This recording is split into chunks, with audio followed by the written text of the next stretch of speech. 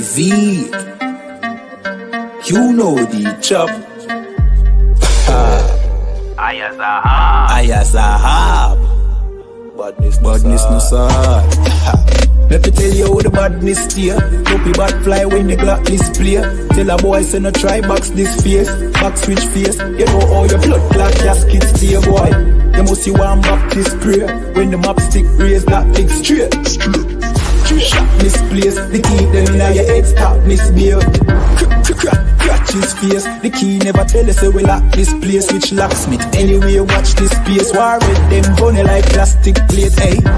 We don't play around, when you see the UPK around. We bring the fucking AK around, AR-15s and AR rounds.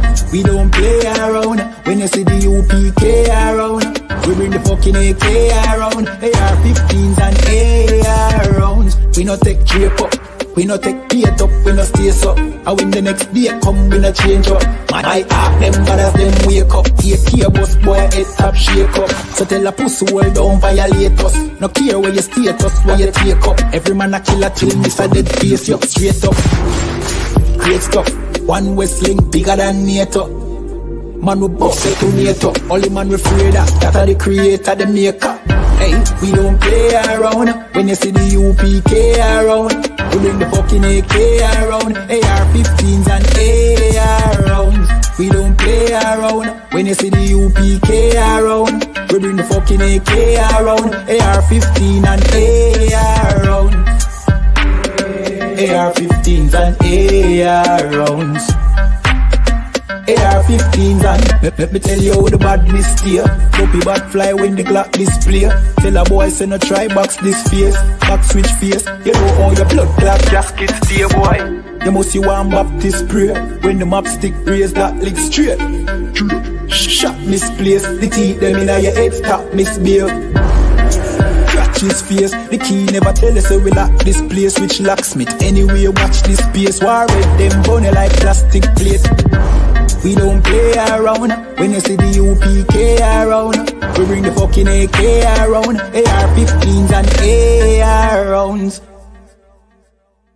Understand, you done found a new breed of Hebrews that stand and walk with the laws, statutes, and commandments of the Most High. And we don't care who we got to come up against. You ain't standing before this truth. You understand? We done took them all on and gonna continue to take them all on.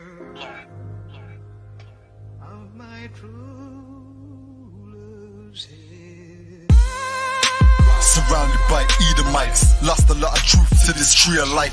Open up the book just to see I'm right. Reminiscing on my ancestors, on those ships who had to plead for life. Took us to a place where ain't never safe there. Poisoning our foods and put our children up in daycare. Fresh out of slavery, still thinking that they care. Guns in the community, children can't play there.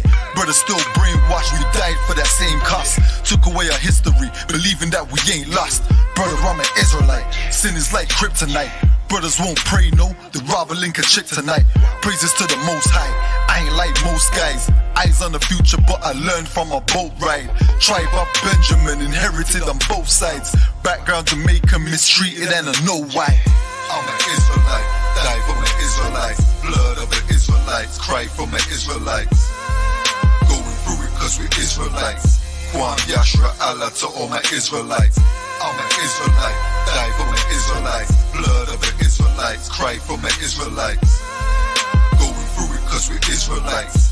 Kwam Yashra Allah to all my Israelites. Kwam Yasha Allah, sons of the power. Rise from the ghetto when Satan want us devoured. The seal of the Lord ain't found in church towers. Never dying on my knees like no coward. Want to be an Israelite, you gon' need more than fringes. You gon' need to show you approve and get in them scriptures. Oh, I forgot to mention, traumatized from the lynching. Homicide, we the victim, homicide ain't the ending. Kids with PTSD, suffering symptoms, never getting treatment. Something he gotta sleep with. Stockholm syndrome so long that it ain't a secret. That's why I die for them brothers I'm facing east with. Cause I'm an Israelite. Crackers better get it right. Visions of my enemies, death flow through my dreams at night. And if your mind ain't there, then we don't dream alike. Reporting live from hell, home of Christians and Edomites. I'm an Israelite, die for my Israelites. Blood of the Israelites, cry for my Israelites. Going through it cause we're Israelites. Kwam Yashra Allah to all my Israelites. I'm an Israelite, die for my Israelites. Blood of the Israelites, cry for my Israelites. Going through it cause we're Israelites. Kwam Yashra Allah to all my Israelites. While they play the sidelines, comfortable on benches. Catch me on the front lines, putting work in trenches. Making sure our election, preparing for Armageddon. Mastering this profession of prophesying these lessons. Protecting our adolescents and answering all their questions. Teaching the love they reflection, no matter what the complexion. We got a common connection, a part of God's hand selection. A shot at the resurrection, through us achieving perfection. But to give life takes sacrifice. Battle demons every vice. Short days and long nights. Less sleep and more fights. More wisdom, more strife. Telling everybody that they wrong and you're right. I'm an Israelite, blood of an Israelite. I ride for my Israelites and die for my Israelites.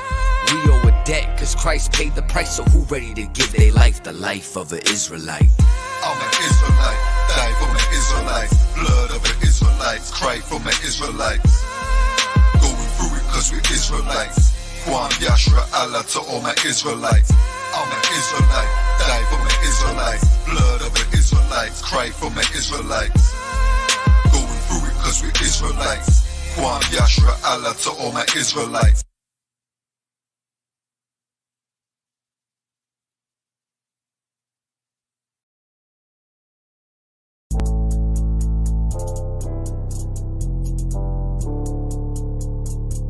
According to God, the white man is the devil. You see, I've been in here for a little minute. You know what I'm saying? And I see niggas, they like to talk a lot. They like to claim leadership. They like to claim this and that. You know what I'm saying? They like to be above what they really is and have authority. But they don't really need that authority. They don't really know what to do with that leadership. You understand?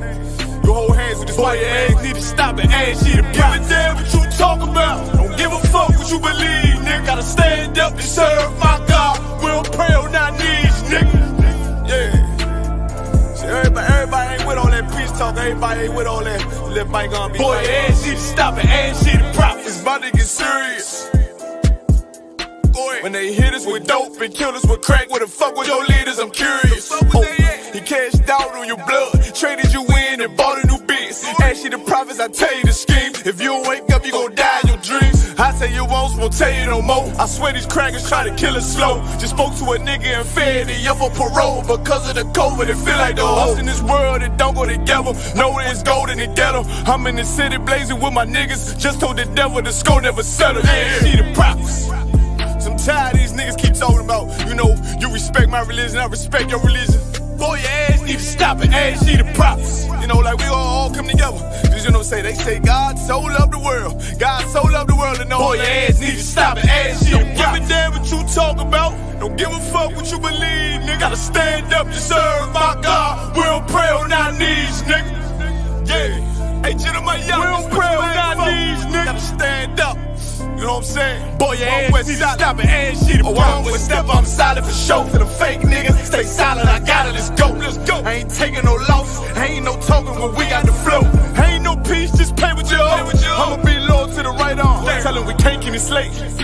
And I can never let bygone be bygone. Got your baby mother on high, got your baby pass through the fire. Ask you the prophets, that baby so belong to the Lord. How dare you abort it? Death of a failure, bitch, I can afford it. I prepare slaughter, you bring me my water. Push your leaders weak, let them lies slip through their teeth. They ass need to stop and ask you the prophets. That's just the reality, Christians. I'm sorry to hurt your feelings. I know your pastor lied to you every Sunday for 30 years, but that's what the church is for, lying. That's why they exist, to lie the money out of your pockets. Boy, your ass need to stop and ask you to give a damn what you talk about. Don't give a fuck what you believe, nigga. Gotta stand up to serve my God. We don't pray on our knees, nigga. We don't pray on our knees, nigga. Gotta stand up to serve my God. We don't pray on our knees, nigga. Hey, I'm just following orders. Let me get one of those slow motion pictures, bro. One of the slow motion pictures. You gotta shoot at 60 frames per second. Come on, right?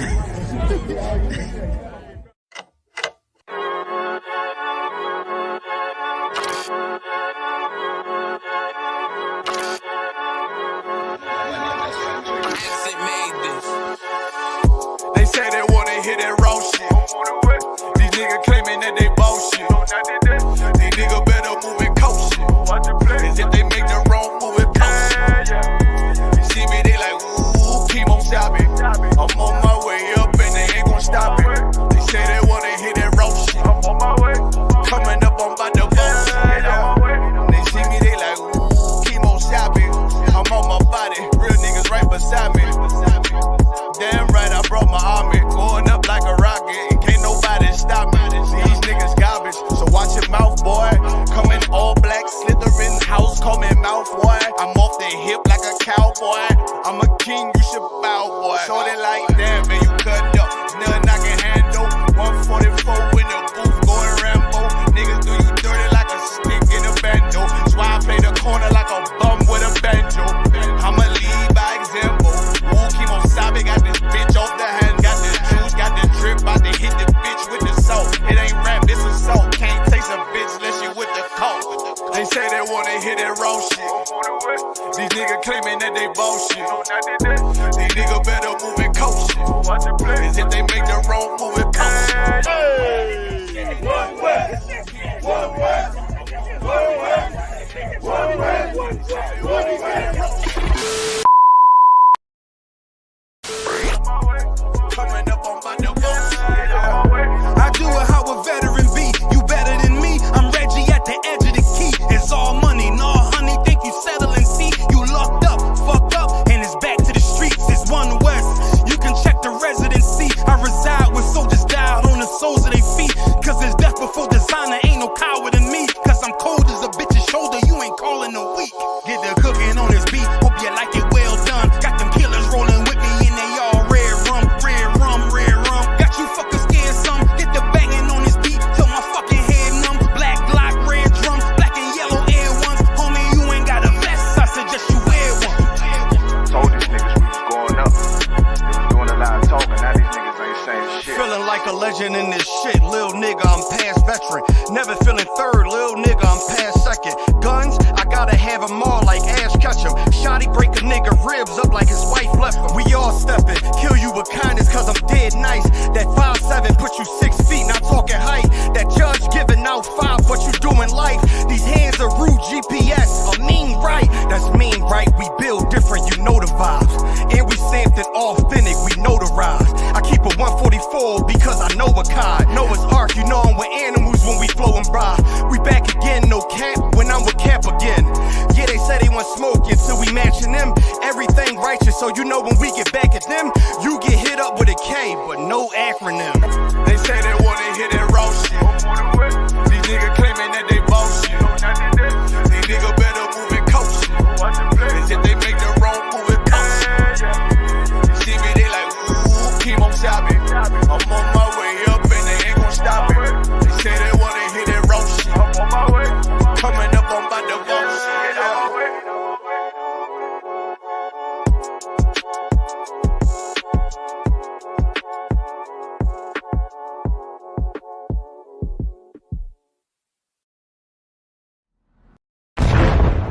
ISUPK presents Ask Ye the Prophets weekly podcast.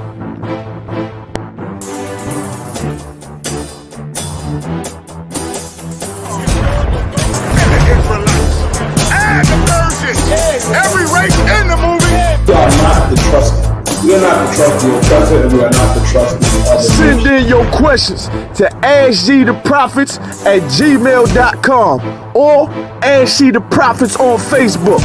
And your questions will be answered live every Wednesday, 11 a.m. Eastern Standard Time. Shalom. He's speaking of his own.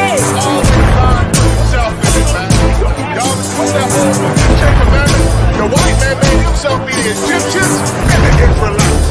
And the Persians. Every race in the movie.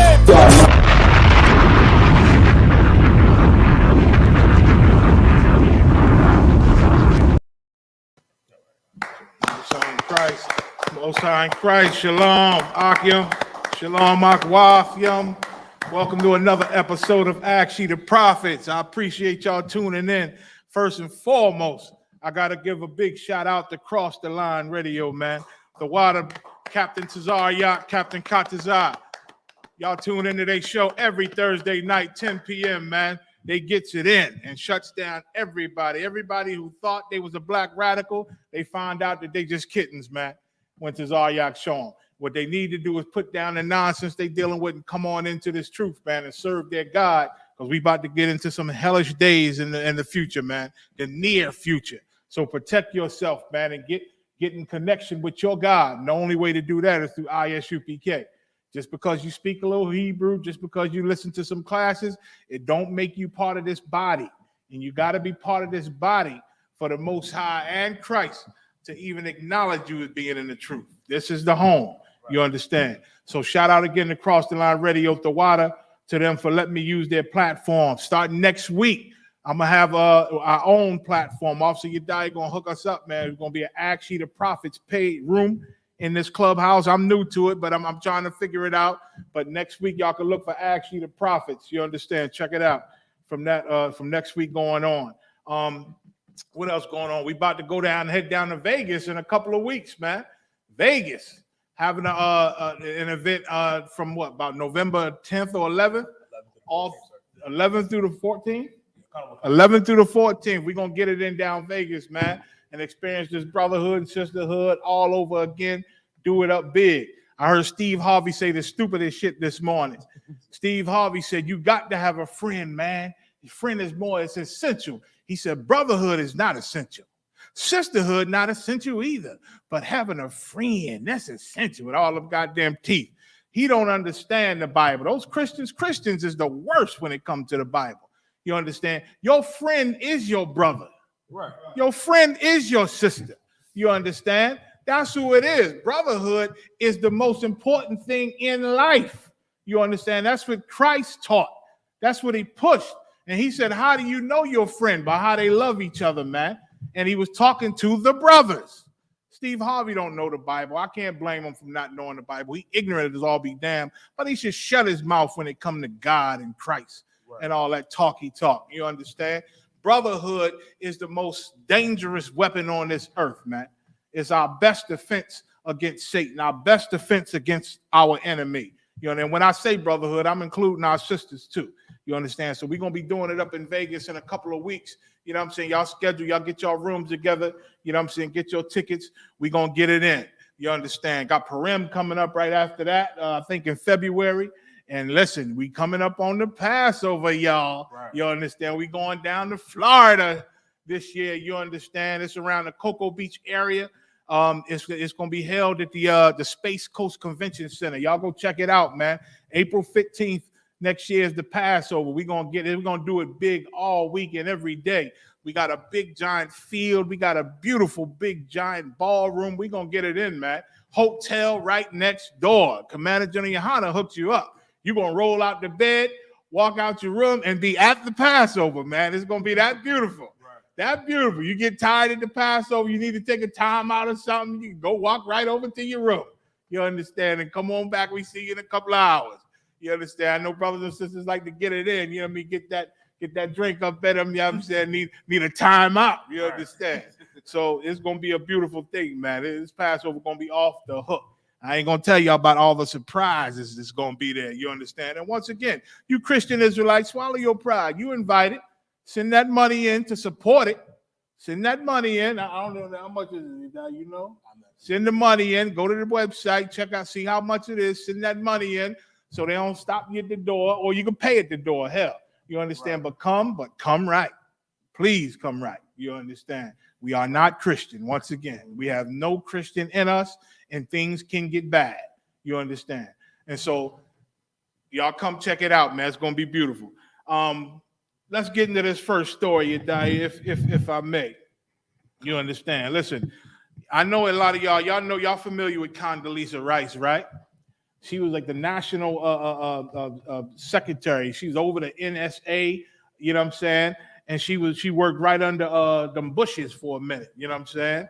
And look, George Bush used to call her Condi. You know what I'm saying? She's a sister, you understand, all up in that government, but you could never tell she's a sister because of the things that she do. You understand? She damn near is one of our oppressors walking around with brown face. You understand? She's an Israelite, But boy, she's up in their world. Like, it makes no difference. She might as well be one of them. The first story, I'm going to get on her, where she talk about critical race theory. Whenever you got it. Come, sir. Says Condoleezza Rice didn't. Get the hell out of here. Okay, that might be the same thing. Give me 1 second. Give me 1 second. Salaki, mighty man. Give me 1 second so I could send this to Yedaya. Let me see. Where do I have it? I got it here. But this just because I like the way this one is worded. I've seen a lot of stories about it. But this one, okay, here we go. Boop. I'm sending it to you, sending it right now. Salaki too, and I'll get the rest to you too. Sir. All right. That's the one where it says Khan. She said white kids shouldn't be made to feel bad. You know what I'm saying? Give me a break. Right. Give me a break. Khan, sir. Mm-hmm. Condoleezza Rice says white kids shouldn't be made to feel bad over critical race theory on The View. You hear this, old dirty bro? You hear what she talking about? They shouldn't be made to feel bad. Go ahead, read on. Khan, sir. It says Condoleezza Rice brought her own district view to the ABC Daytime Chat Fest as the panel discussed critical race theory and its impact on children. The former U.S. Secretary of State appeared on Wednesday's episode of The View with host Whoopi Goldberg, Sunny Hostin, Joy Behar, and Sarah Haynes. And one of the subjects they delved into was critical race theory. Right. So everybody know critical race theory is them wanting to teach the truth about Black history and all of its atrocities. They want to teach it in the school to everybody. The truth, bring out a lot of things that have been hidden under the rug, under the carpet. A lot of white people, believe it or not, just found out about Tulsa, Oklahoma. So a lot of white people aren't familiar. Our oppressors, the young ones, aren't familiar with the things that their fathers did. You understand, as recently as Tulsa, Oklahoma. They're not educated to those things. You understand? So that's why they walk around not knowing how evil their people are. You understand how the evils that their people have done to us. And so the government doesn't want these things brought out in schools. So it's a big fight on whether or not to teach critical race theory in the schools because they think it's going to hurt the oppressor's children, meaning they don't want them to feel bad about what their daddies did. You understand? Because they'll learn that their forefathers aren't that sweet and aren't that nice. Go ahead. Khan, sir. It says critical race theory examines how racial bias is fundamentally embedded in the fabric of America that has shaped policy, society, and generally taught in those in college. Go ahead. Khan. It says Rice brought up her own upbringing in segregated Birmingham, Alabama. Still, she did not think the way the issue of race was addressed in schools was helpful to Black or white students. You see, like she grew up. She told the story how she grew up with racism and her mother and father experienced racism and they lived through some racial times. You understand? Go ahead. But she still don't think that, you should teach the truth about slavery and all the horrible things that happened to Black people by the hands of Americans. She still don't think the truth of that should be taught in schools. Go ahead. Khan. It says in particular, she believed that white students were being put in a position to feel guilty for the country's racist history. You see that? She believes that to teach the truth about what Americans have done to Black and brown people, it will make white kids feel bad about American history. It will make white people feel bad about their history, man. Listen, if the truth makes you feel bad, then you got to deal with that. You understand? And read on before I get into it. Go ahead. Khan, sir. Khan. It says the way we were talking about race is that either seems so big that somehow white people now have to feel guilty for everything that happened in the past, said Rice. That's what Rice said. Our sister, working for the oppressor, she don't think it's right that you talk about these truths because they may feel bad. Go ahead. Conor Wakan, sir. You got a quote down there? She got a Conor Wakan. I believe it's a clip. Are we allowed to play it? I'm actually not sure. Okay. She got a quote maybe under the clip. Conor Wakan. In order for black kids who, quite frankly, for a long time, the way they were portrayed, the way their history was portrayed, were second-class citizenship, but I don't have to make... She know that. She know that, the way we portrayed on TV and everybody, we portray like animals, man. Like we second-class humans, man.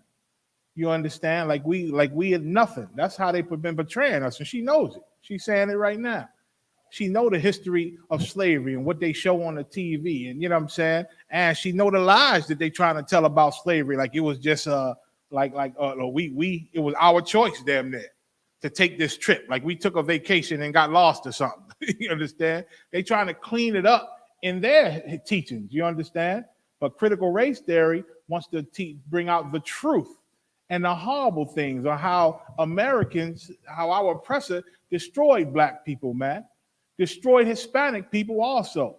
You understand? A lot of the Spanish-speaking tribes were in the Americas also when they came over here. They did a lot of atrocities to them.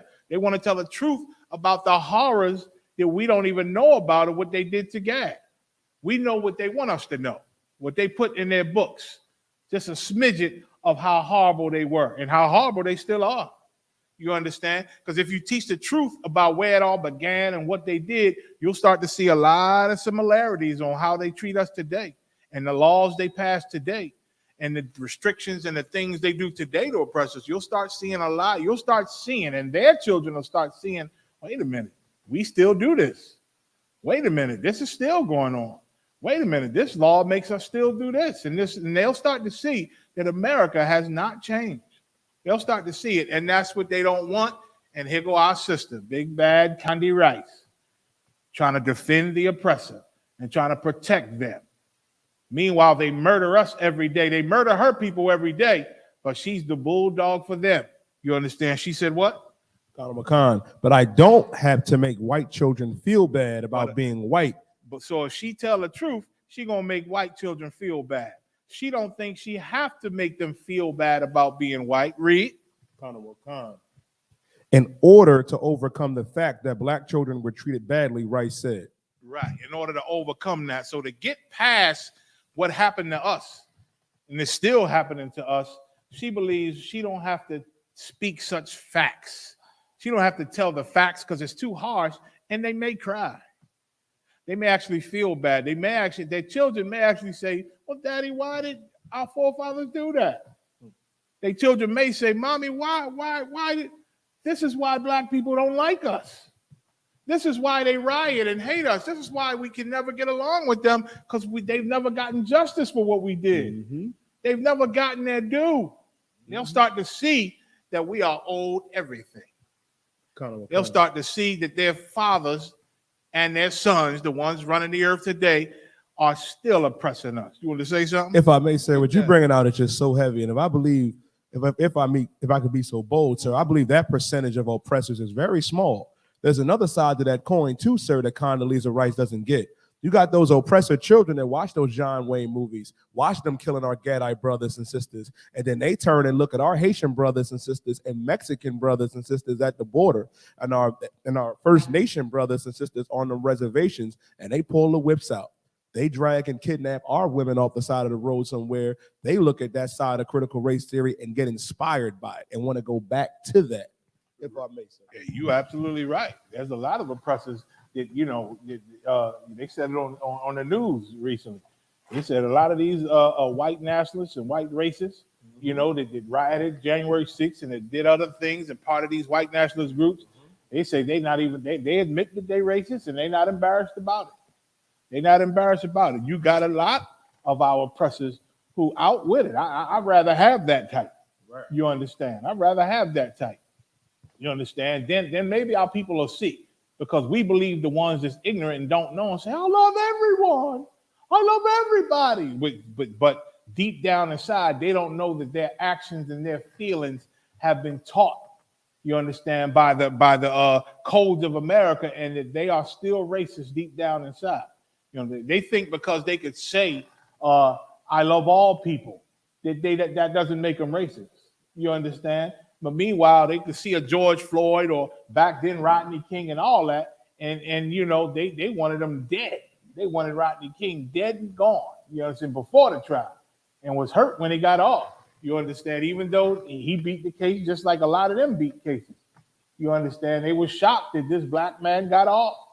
You understand? If you think he did something to white people, he's supposed to go to jail, according to them. You understand? So, like you said, there's a lot of them that are outwitted and racist to us. You understand? And destroying us, and we get in more into that in a little bit. You understand? But Condoleezza Rice, you understand? The problem with her is just like the Christian church. She convinces our people because she got a voice and everybody hears her. You understand? She convinces the masses of our people that, you know, maybe we shouldn't dwell on the past. Maybe we shouldn't really say the truth about what happened. We all know it, but let's not talk about it. They only do that with the Israelites. Only black and brown people got to forget their history. Jewish people, they live their history every day. Americans give them welfare because of their history in the past, because of their Holocaust, what the Germans did to them, which is just white on white crime. What the Germans did to Jewish people, America still pay them, man, and give them welfare because of it. They forced Germany. Germany still pay Israel, still pay the white Jewish man money and benefits for what they did. They still get paid because of the past. They don't have to forget about it. And if you tell them to forget about it, you'll damn near be canceled and blackballed and be anti-Semitic and all of that. You understand? You'll lose your job because you can't speak against their past. They live their past every day, and they're supposed to be proud of it. You understand? Everybody, America celebrates 9/11 every year. They don't forget about their past. You understand? But for us to bring up Tulsa, Oklahoma, and what happened, and for us to want an investigation open to the families that burned those houses and dropped them bombs and hold them accountable now in 2021, white America think that's too much. That was the past, let it go. I'm sure some of them are still alive, and they probably holding businesses and got rich for stealing our houses and our businesses back then and stealing our land back then. They should be made to give it all back. Right. And all the fortune and the money they made from all that theft should go to the people who rightfully own those places, man, in Tulsa, Oklahoma. And those things happen in all the cities of America, man, black cities. They destroy us, chase us out, threaten to kill us. We run, they take our property, and then they just get rich off of it. You understand? But those harsh truths, they don't want that bought out, because a lot of our oppressors have to say, well, I'm still holding this stolen land. My business was built off of stealing from them and killing that family. And now the truth is coming out. What am I supposed to give it back? They can't be made to feel bad. And Condoleezza Rice is hired in America to be that brown face to calm us down and tell us it's all right. We shouldn't do that. We shouldn't have to make them feel bad. She said in one statement, I don't know if you got it there, she says she wants black kids to be empowered, but she don't think, you know, you have to make white people feel bad for being empowered. Listen, their guilt is justified. You understand? Their guilt for what they did, by speaking the truth, if they feel guilty, it's totally justified. You understand? It's not black people's fault, you know, they did what they did. It's not us that's making them guilty. It's not us telling the truth that's causing them to feel guilty. It's the truth. It's what they did. You understand? It's making them guilty. You understand? The truth make them, you know, it's a fact. It's the facts. You know what I'm saying? Meaning, if I go say, you hurt me when you hit me and you feel bad, that don't mean I shouldn't tell you you hurt me when you hit me. I got to tell you that. You understand? It's only right. What happened to black people and Native American Indian and Hispanic people was heinous, man. Right. It was it was genocide. It was way worse than the Jewish Holocaust. It was way worse than that. Now, if they can remember it and have memorials and actually get finances because of it, hell, we should get about triple that, man. 10 times that for what happened to us, man. There's no Holocaust worse than the black and brown Holocaust, man. The Native American Indian Holocaust. You understand? And in order to make it right, if they want to be right, they would have to admit to it, man. They would have to admit to it first and hold themselves accountable like they tell everybody. Right. Like they tell everybody. You understand? Guilt comes from the truth. You understand? The truth will make you guilty if you was wrong. If you was wrong, it will make you guilty. And it's right that you be guilty. You understand? It's right. Listen, when a criminal does a crime, right, and he go to prison, after a while, they may give him a chance, to get parole, to come out a little early. So they sit him before the parole board. And what's the first thing they ask him? Are you rehabilitated? You understand? Do you feel remorse? That goes a long way. Even during the trial, the judge is looking to see if you feel remorse. The jury is looking to see if you admit you're wrong and do you feel guilty about it? Because if so, then maybe you can change in their mind. You understand? How can America ever change if you can't even make them feel guilty for their evil, man? How can they ever stop doing the evil? How can they ever do right if you scared to tell them about their wrong? You understand? The guy that's before the parole board asked him, "Are you rehabilitated? Tell us about it." He said, "Well, yeah, I realized, I was young back then, and I did a horrible thing. But I was young. And now I'm much older, much wiser. I know I would never be in that predicament again. I would never put myself in that situation again." And they say that because the parole board see that he is guilty. It was a long time ago. He's sorry. He done made up for it and did all this time. Maybe we'll consider letting him go early. But if he go in there and say, "Listen, I don't want to hear none of that. Don't bring up that case. Don't bring up that case because I don't want to feel bad. I don't want to feel," he going to be in there forever till he die. You understand? They won't let him free because he done did a horrible thing and he can't even be made to feel bad. He has to be made to feel bad. You understand? And telling the truth, telling the truth isn't to make one feel bad, but it's to get the truth out there, the information. So there's nothing hid. So we can all know what really happened and why. You understand? And we're able to say that's what they did. This is why we're like this. This is why these things happen in our lives today, because of these horrible things. See, this law, that law, you're going to figure out there's a bunch of laws out here that's made to destroy us just like they was destroying us back then. You understand? But if all that comes out, then there might be a push for change. A lot of our oppressors' children are rebellious. Our oppressor, they love to fight each other. They hate us, but boy, they love to fight each other too, and they love to fight any authority over them. And if their children find out the truth and the horrors of what they did in detail, they may just fight against their parents and fight against their government. In the name of y'all was wrong for what y'all did, y'all gonna get them this land, and it might cause a civil war, and they know it. They know it might be civil war if you teach the truth about what Americans did. You understand? So, America, they're not rehabilitated. They can't be made to feel bad. They can't admit their truth. They don't hold themselves accountable. They're the same murderers they've always been. They're the same murderers that their forefathers have always been. You understand?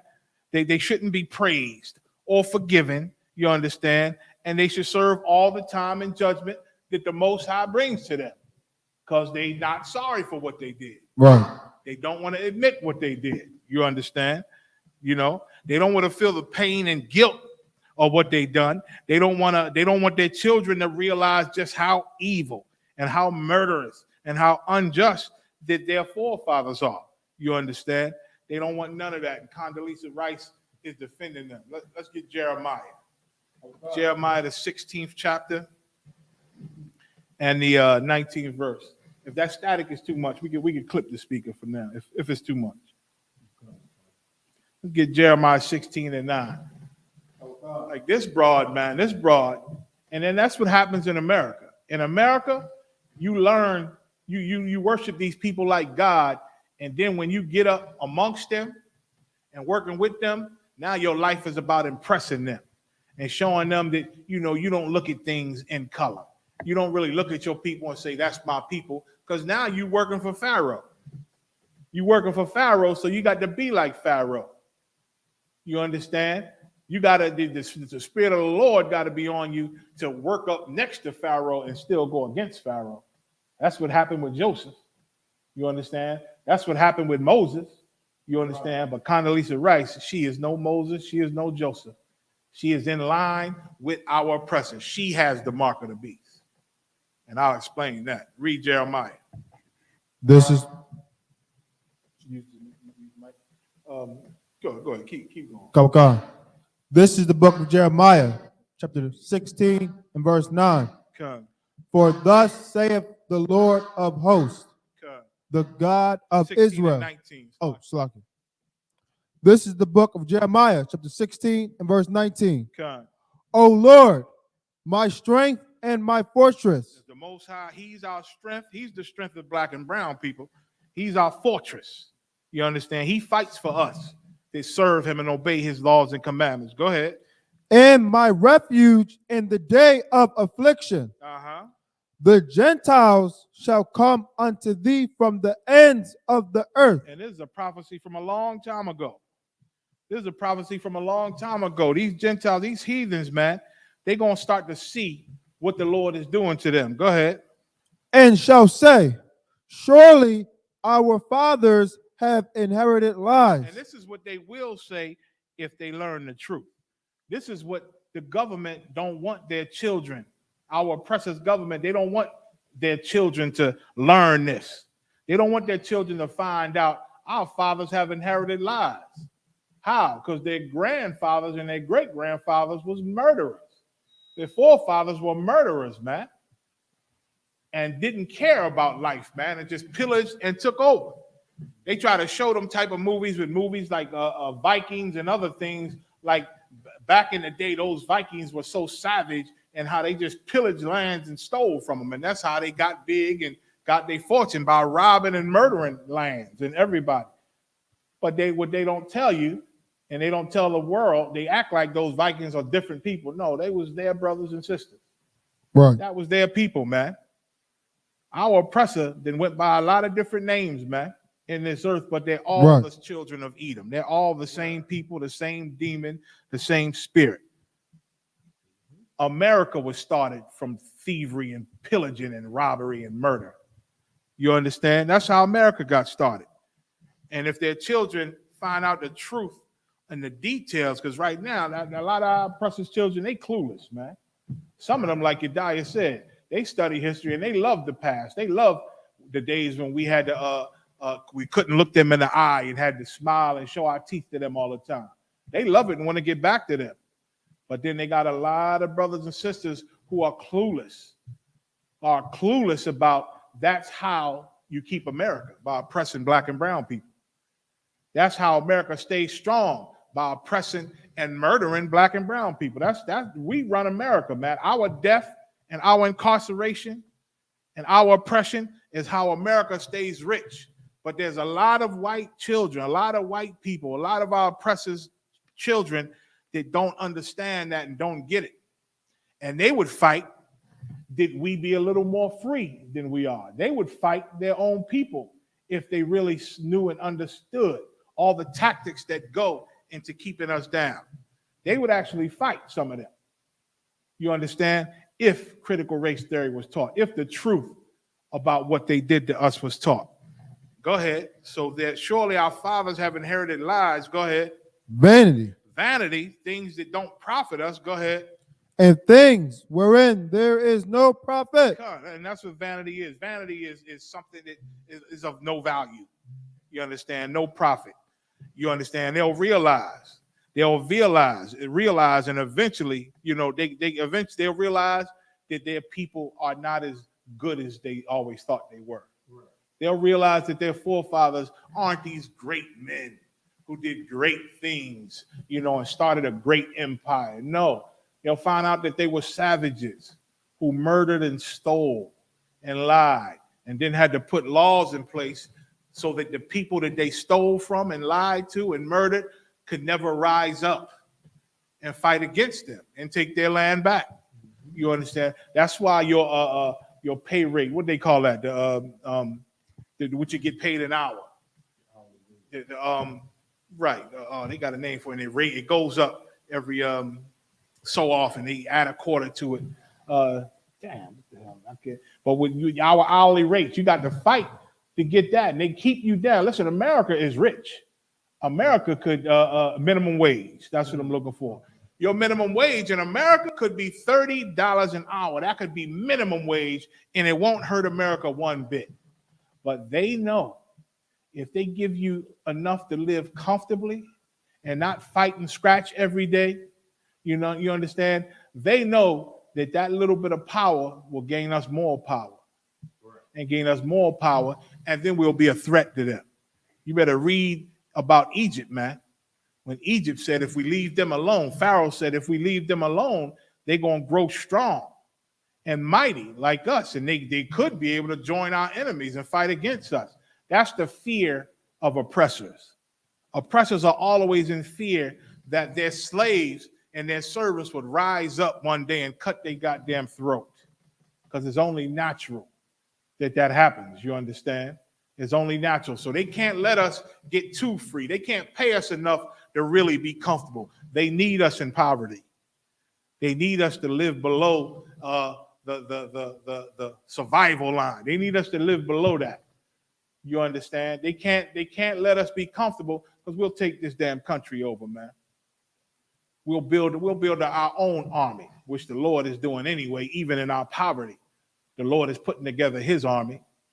You understand? And we ain't got the power to take over, but our king, when he comes, he going to take this place down, and then we'll have the power. Then we'll have the power to take over. You understand? But their children going to realize that, their fathers have been lied to, and they have been lied to. And so eventually, they're going to still have to feel the pain. You understand? They still going to have to feel it. Whether they don't, if they don't want it now through critical race theory and through teaching the truth, they're going to for sure get it later. Give me Wisdom of Solomon in the Apocrypha. 5th chapter and we're going to start the first verse. Eventually, they're going to have to feel that guilt. You understand? Eventually, they will be held accountable. You understand? And we will hold trials and discover and talk about all the things that they have done. And it's going to be a lot worse for them then. You understand? Now, at least maybe they could make some plans to be right, make it right. Because we ain't got 40 acres and a mule yet. Not yet. And they owe us about 100 times more than that. Right. You understand? But let me be clear, the ISUPK, we can give a damn about their 40 acres and a mule. Right. It's far too late for that. Right. Our God going to clean house. And our God going to see to it that we're going to get all of their mules. Right. And we're going to get all of the acres. Right. You understand? Read that. Karawakan. This is the book of Wisdom of Solomon, chapter 5 and verse 1. Then shall the righteous man stand in the great boldness before the face of such as have afflicted him. You hear what's going to happen? You hear what's going to happen? Read that again. Then shall the righteous man stand in great boldness before the face of such as have afflicted him. This is the future, man. If he don't want to accept the truth now, he going to get the truth later on. You understand? He going to get the truth when our king come back. You understand? He going to get the truth when we get the power to stand in great boldness against them. Go ahead. And made no account of his labors. Go ahead. Verse 2. When they see it. When they see the power of our king and the angels coming to deliver us and destroying them. When they see that, go ahead. They shall be troubled with terrible fear. They're going to be troubled. And fear going to come upon them. And then they're going to say, I wish we would have accepted that critical race theory. I wish we could have made it right with them so long ago. Go ahead. And shall be amazed at the strangeness of his salvation. And they're going to see the power that we're going to have in that day.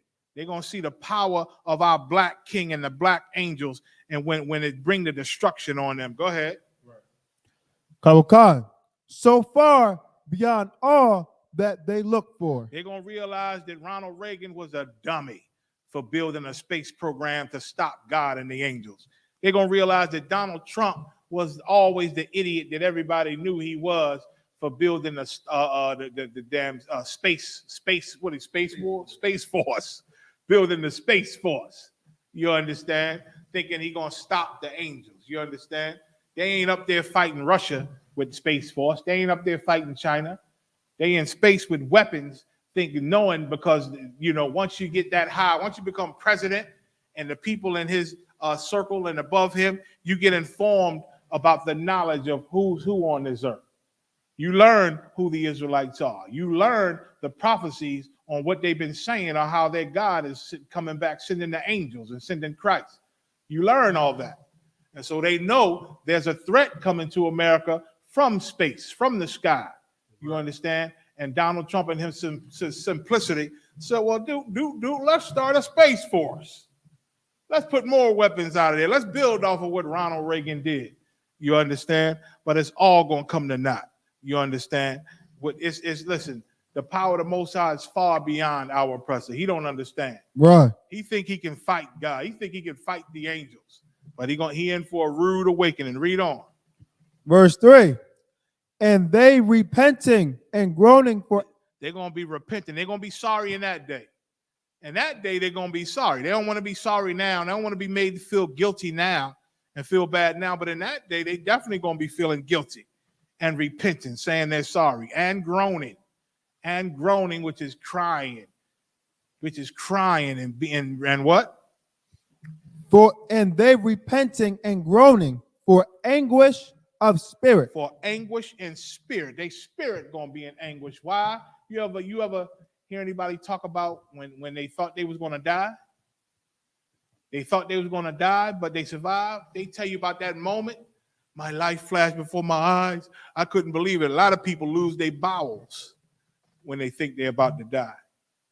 You got stories of people, they revert to being infants again. Grown people, when they think they're about to die or thinking something horrible is about to happen to take their life, they ball up. They ball up and put their thumb in their mouth like a baby again.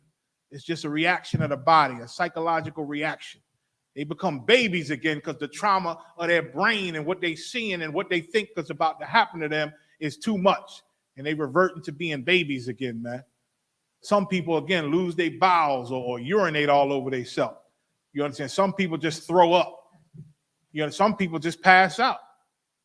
You understand? And our oppressor, he going to go through all of this, man. All of this, repenting and groaning for anguish of spirit. Go ahead. Shall say within themselves, this was he whom we had sometimes in derision. Go ahead. In a proverb of reproach. They're going to realize in that day for sure, and their children who they've been lying to, everybody going to know who black and brown people are, who the Negroes, Hispanics, and Native Indians are. They're going to realize it, and they're going to say, oh my God, what have we done? Read. Verse 4. We fools accounted his life madness. We believed our president when he said they are not human. Their neighborhoods are full of rats and roaches, and they love to live like that. That's what Donald Trump said. That's what a lot of white people think. They think we like to live in the poverty that we live in because we won't pick ourselves up. You understand? Listen, you stop giving Jewish people all them billions of dollars you give them. You stop Germany from giving them all that welfare that they give them, and you'll see them in poverty too. You'll see them in poverty too. Like America, our oppressor helps everybody but us because he can't help us because he'll lose his kingdom. He'll lose his kingdom. But in that day, he's going to realize he's still going to lose his kingdom. Right. You understand? He's going to say, we are fools, man. We are fools. Read that again. We fools accounted his life madness. We thought black people was just crazy. We thought they was just had mental problems and low IQs. Go ahead.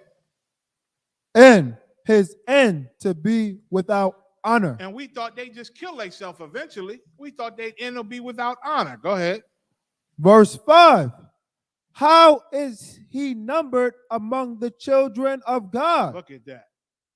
The world going to see in that day the Negroes, Hispanics, and Native American Indians are numbered among the children of God. Go ahead. And his lot is among the saints. And they're going to see that we've been serving to the Lord even under their oppression, and that thus we are the saints. And we're about to rule this earth over them. That's what they're going to see. Give me Jeremiah 16 and 17. Oh, God. That's what they're going to see, man. And the Most High going to make sure it happens. So they could run from the truth if they want. They could run from their real history and not all that crap they've been teaching for decades and decades in the schools. All them lies they teach in the schools, Columbus Day and all that mess, and how beautiful Thanksgiving is, and how wonderful it is, and how, they did kill the Indians. I haven't heard white people say this today. Yeah, we did fight the Indians and kill them, but they also killed us. They killed a lot of us. I heard one say the Indians started that fight. You understand? Like they got a real miscued concept of what really happened and how they got America and how they took over this place and all the murder that their people have done. You understand? But they're going to find out. What did they say? They're going to learn today. You understand? Jeremiah 16 and 17. This is the book of Jeremiah, chapter 16 and verse 17. For mine eyes are upon all their ways. Come, the Most High see them and see what they're doing. Go ahead. They are not hid from my face. Like ain't nothing in the dark that they doing. The Most High, he already know all their history, all the critical things that they hide from us. He already know all the atrocities that they got redacted in their paperwork, so nobody finds out. They got things that they military been doing, and they secret little military groups that nobody sees but that group who did it. There's some senators that can't even see some of that paperwork that the military get their orders to do. You understand? Read. Neither is there iniquity hid from mine eyes. Go ahead. Verse 18. And first I will recompense their iniquity and their sin double. So just like Revelation say, the Lord said in Jeremiah, he going to give them everything that they gave us, double. All of their evil and all of their hurt and pain, the Lord going to give them double. Read. Because they have defiled my land. Go ahead. They have filled my inheritance with the carcasses of their detestable and abominable things. So the lifestyle of our oppressors is disgusting. They eat anything, have sex with anything, you understand, do it, worship anything. It's a horrible thing, man, and the Lord is tired of it. The Lord is tired of it, and when the Lord bring that wrath on them, you understand, he going to remember all of that evil that they did. They got our motherland. Jerusalem is in hell. Jerusalem is in hell under their power. You understand? They got a big part in our oppression in America, a big part of those ships that brought us over here to serve slavery. You understand? So the Lord going to make them pay. You understand? The Lord going to recompense their iniquity and their sin double. You understand? So critical race theory or not, there's going to come a day where they're going to be held accountable. It's coming. Give me that next story with Condoleezza Rice. Then I'll probably let you go into your thing before I move on. Condoleezza Rice says Capitol riot was wrong, but we need to move on. You hear what she talking about? Again, this bitch, if I may, our sister, this old rich bitch, Condoleezza Rice, no man, probably having sex with all the little white men secretly, paying white studs to come see her and then kick them the hell out, because that's the type of cold, hard piece of thing she is. You understand? Up under them oppressors, how could you not be up under them so close? You understand? She don't think that her gods, our oppressor, aka white people, should be punished for treason, for the insurrection January 6th, where they ran up in government buildings and threatened to murder the vice president, threatened to murder government officials, murdered police, beat the hell out of police, she think we should just move on and forget about it. Why? Because she was hired to defend them. She has no prize, no profit to her to defend her own people. She's them now. She's them now. She has the mark of the beast in her hand and in her forehead. You understand? She serves the beast. Go ahead. Read the story. Conor McCon. It says the former Secretary of State offered controversial and right-leaning views on the Capitol riot and critical race theory as a guest on co-host on the daytime talk show Wednesday. Rice, a Republican, said during her appearance that the attack was wrong and that the events that transpired on January 6th caused her to cry for the first time since I was in the National Security Advisor on September 11th. Mm-hmm. But Rice, who teaches political science at Stanford University, qualified that it's time for lawmakers to move on from the domestic threat to democracy that left 5 people dead. Good. She said, read that one more time, the last part. Conor Wakan. She said it's time for lawmakers to move on. Look at that. Move on. Forget about what they did. Forget about the insurrection. Forget about all the chaos white people created. Forget about that. She would never say this about a black protesters running up in the government building. She would never say this. She'd stay in the shadows. You wouldn't even hear from her. But because Massa's getting in trouble, you understand, they sick old Condi out. They don't want it to seem too racist, so they sick they white sister with the brown face out to try to quell everything and tell her point, even from a black perspective. You understand. Read on. Conor Khan, to move on from a domestic threat to democracy that left 5 people dead. To move on from it. The police dying. They were so traumatized, some of them killed themselves. You understand? All the chaos and the threats, man. That's treason against America. And show you real patriots of America, they hate America. The real patriots of America hate the American government. So what are they really patriots to? They hate the law. They beat up the police. Anytime the police try to enforce anything on them, they fight them and go to war with them. You understand? So what are they patriots to? They're patriots to themselves. They're patriots to white power. You understand? And being lawless and just getting what they're doing, what the hell they want. And if the government gets in the way, then the government is the enemy. And they still think they're patriots. You understand? Get me. I'm gonna get Ezra 9 and 14 eventually. You understand? But Condoleezza Rice, one of our sisters, she works for the beast. She's not for her people. She's for the beast. You understand? Justice for blacks and Hispanics, like she said in the earlier article, she want to see black people empowered. That's a damn lie. That's a lie. Justice and empowerment for blacks, Hispanics, that's the last thing on her mind. You understand? She can care less about empowering black people. No sweat. Go ahead, read it. She said, I would like black kids to be completely empowered. See, she want black kids to be empowered. Go ahead. To know that they are beautiful in their blackness. She want them, she want them to feel beautiful in their blackness. Go ahead. Conor Khan. But in order to do that, I don't have to make white kids feel bad for being white. That's a lie. Because telling the truth on how beautiful black people were and how beautiful we are, telling the truth, which we do on the streets every day. We show our black brothers and sisters how royal they are and how glorious they are in the eyes of God, in the eyes of Christ and the angel. And that pisses white people off. White people get angry because of it. And guess what?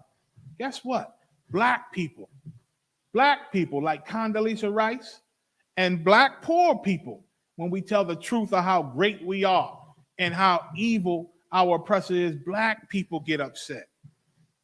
Black people get upset, man. You understand? It's ridiculous. It's ridiculous, man. Like, she can care less about empowering black people, you know what I'm saying? But she do want to empower our oppressor. She do want to forgive their insurrection, forgive their treason, forgive their murder. You understand? That's what she are. She's a gatekeeper. Right. She like a gatekeeper for the oppressor. She's a gatekeeper for white privilege. That's what she is. That's what Condoleezza Rice is. She like the pit bull gatekeeper, the guard dog for white privilege, man. Right. Lord forbid if everybody found out that white people were wrong for something. Lord forbid. You understand? It can't even be said that they're wrong. It can't even be said it. You can't even tell them that they did something bad that's not right. And that's what Condoleezza Rice fights for. She fights for our oppressor to always be right, to always be justified, to always be looked at like a good thing. You got Ezra? Ezra 9 and 14.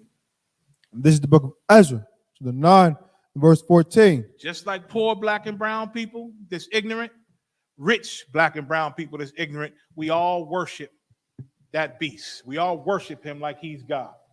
You understand? That's why I said he sits in the mount of the Most High as the Most High. You understand? Read. Should we again break thy commandments? Like, why do we have to keep going against our God? Go ahead. And join in affinity. And join in affinity. Affinity is love. And that's what Condoleezza Rice, she has, all her love goes to them. She has joined in that love, joined in affinity. Go ahead. With the people of these abominations? Our oppressor, man. The people of these abominations, man. She done joined in a love with them. So much that she protects them now. She protects them now. That's all I want on that. You understand? She fights for the beast to keep a clean, godly image for them. That's what she fights for. She don't fight for us. 2 Corinthians 11 and 14. That's what she fights for. You understand? She fights to keep them looking good, keep them, keep their image. She fights to keep the image of the beast looking wonderful. You understand? Thus the mark of the beast in her mind. She supports anything they do. You understand? And she will defend it, man, and try to convince everybody, just forget about it. Just forget about it. I know people died. I know this is a stain on America. I know this is actually treason, which used to be a death penalty offense. It is actually treason to go against the government in such a blatant way they did on January 6th, to go against their own government that they're supposed to be patriotic to. That's treason, man. But she want to let bygones be bygones. Forget about that. Forget about that. Meanwhile, black and Hispanic people sitting in prison for years for marijuana, which is legal now in America. And they still in jail for it. You understand? Not to say marijuana is good. We're about to get into that too. You understand? That's an evil thing against the Lord too. But she'll fight for that when they come to them. And we'll get thrown under the bus for nothing, for jaywalking. We'll be in jail. For being poor, for being too poor to buy Pampers for our kids. We'll go to jail for that. We ain't got to hurt nobody. But they can actually murder and hurt people, man. And they want to look past that. She, being a black woman, wants to look past that. She should shut her goddamn mouth. Right. She should shut her bitch ass mouth. That's what she should do. Shut her mouth. You understand? Read. This is the book of 2 Corinthians, chapter 11 and verse 14. And no marvel. Meaning, don't be surprised either. We've been warning y'all forever, since 1969. Go ahead.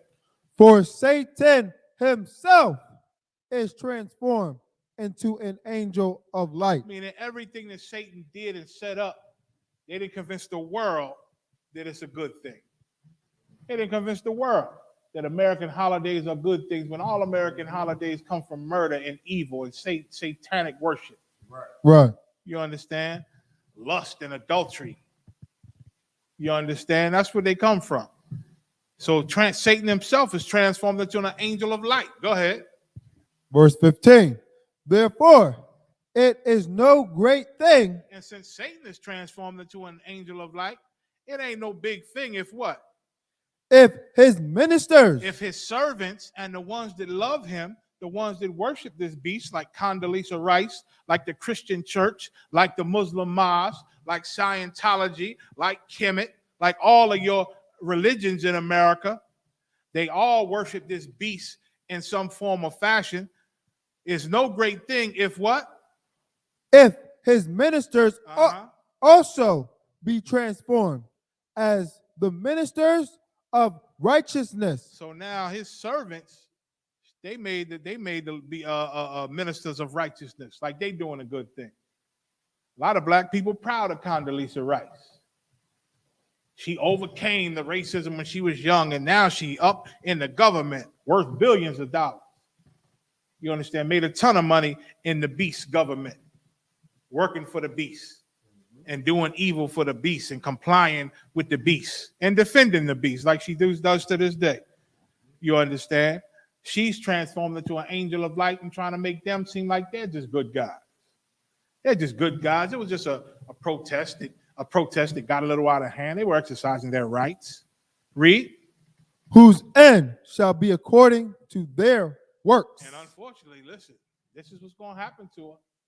If she don't come out of it, if she don't wake up, this is going to happen to a lot of our people. If they don't wake up and stop worshiping this beast, come out of these religions in America, especially Christianity, right, worshiping the image of the beast, that white Jesus. And some of you might say, well, there's a black Jesus in my church, but they teach the exact same doctrine that belongs to the white Jesus.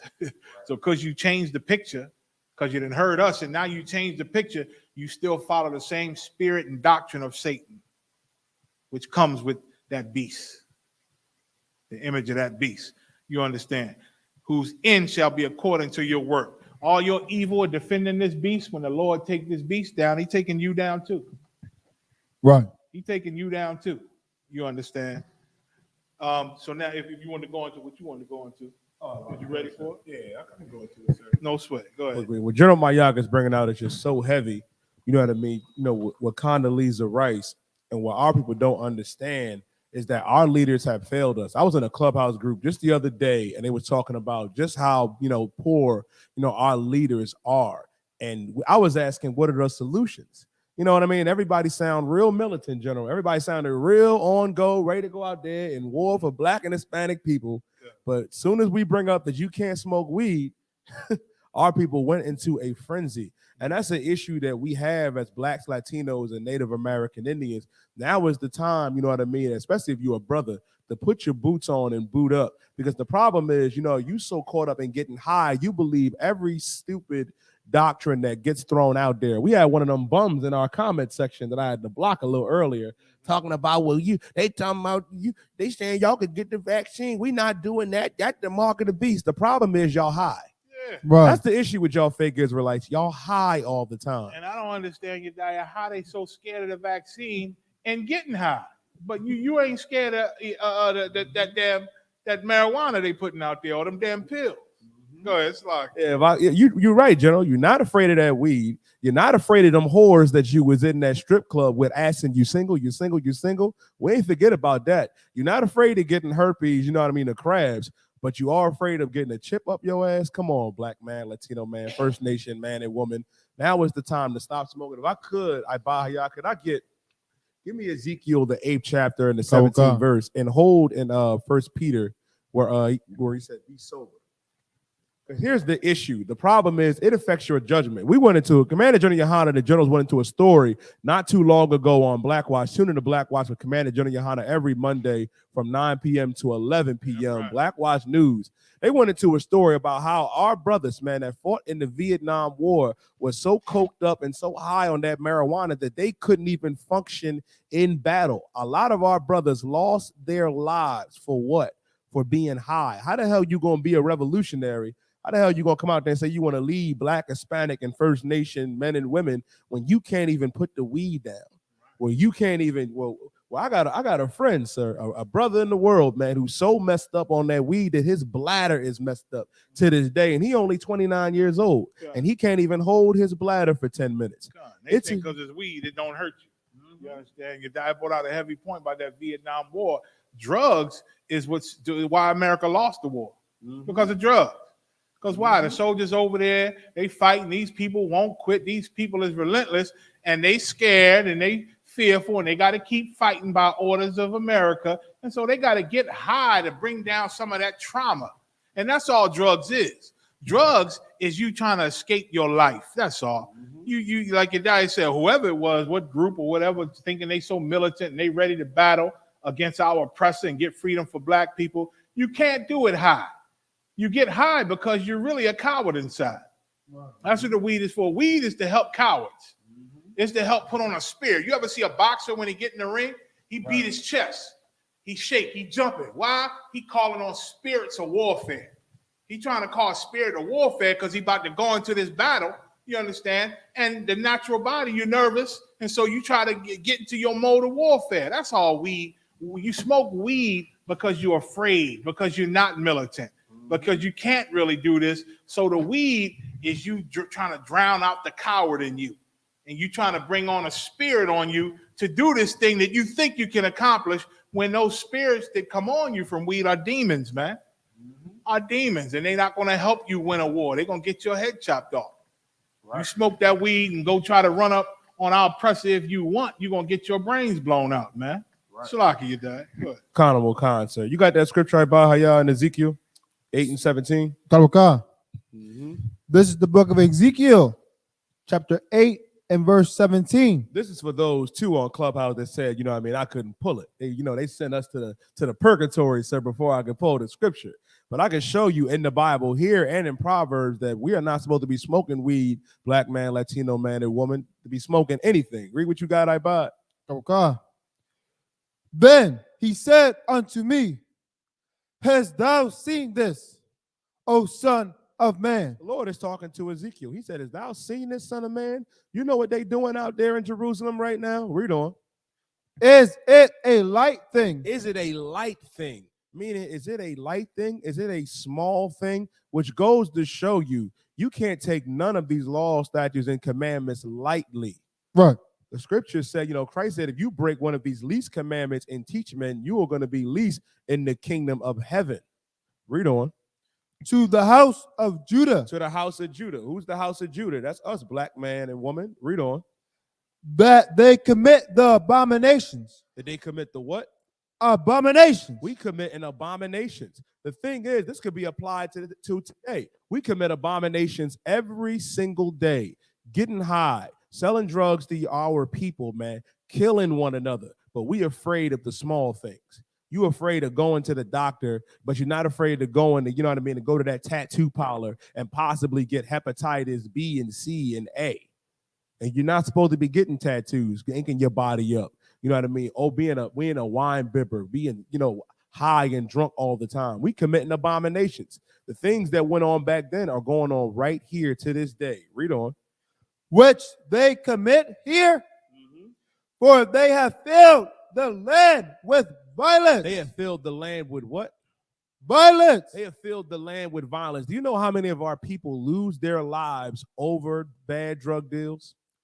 Over drug deals going wrong? If you short or being, or just getting high in general, you think, Sister told me, well, I just like to get high and listen to music. You got some brothers that get high and don't know how to act. They get real violent. Forget about it. Read on, iPod. And that weed, but 10 years being passed from your life. That weed just bring you down, and you listen to the music, but you realize you've been doing that every day for 10 years, and your life has went nowhere. That's what weed does. Weed dumbs you down. You understand? It dumbs your mind down. It makes you forget about all the pain. And then when your pain becomes more accelerated, then you turn to other things. You start mixing the weed with stuff. You know what I'm saying? It's not a good drug.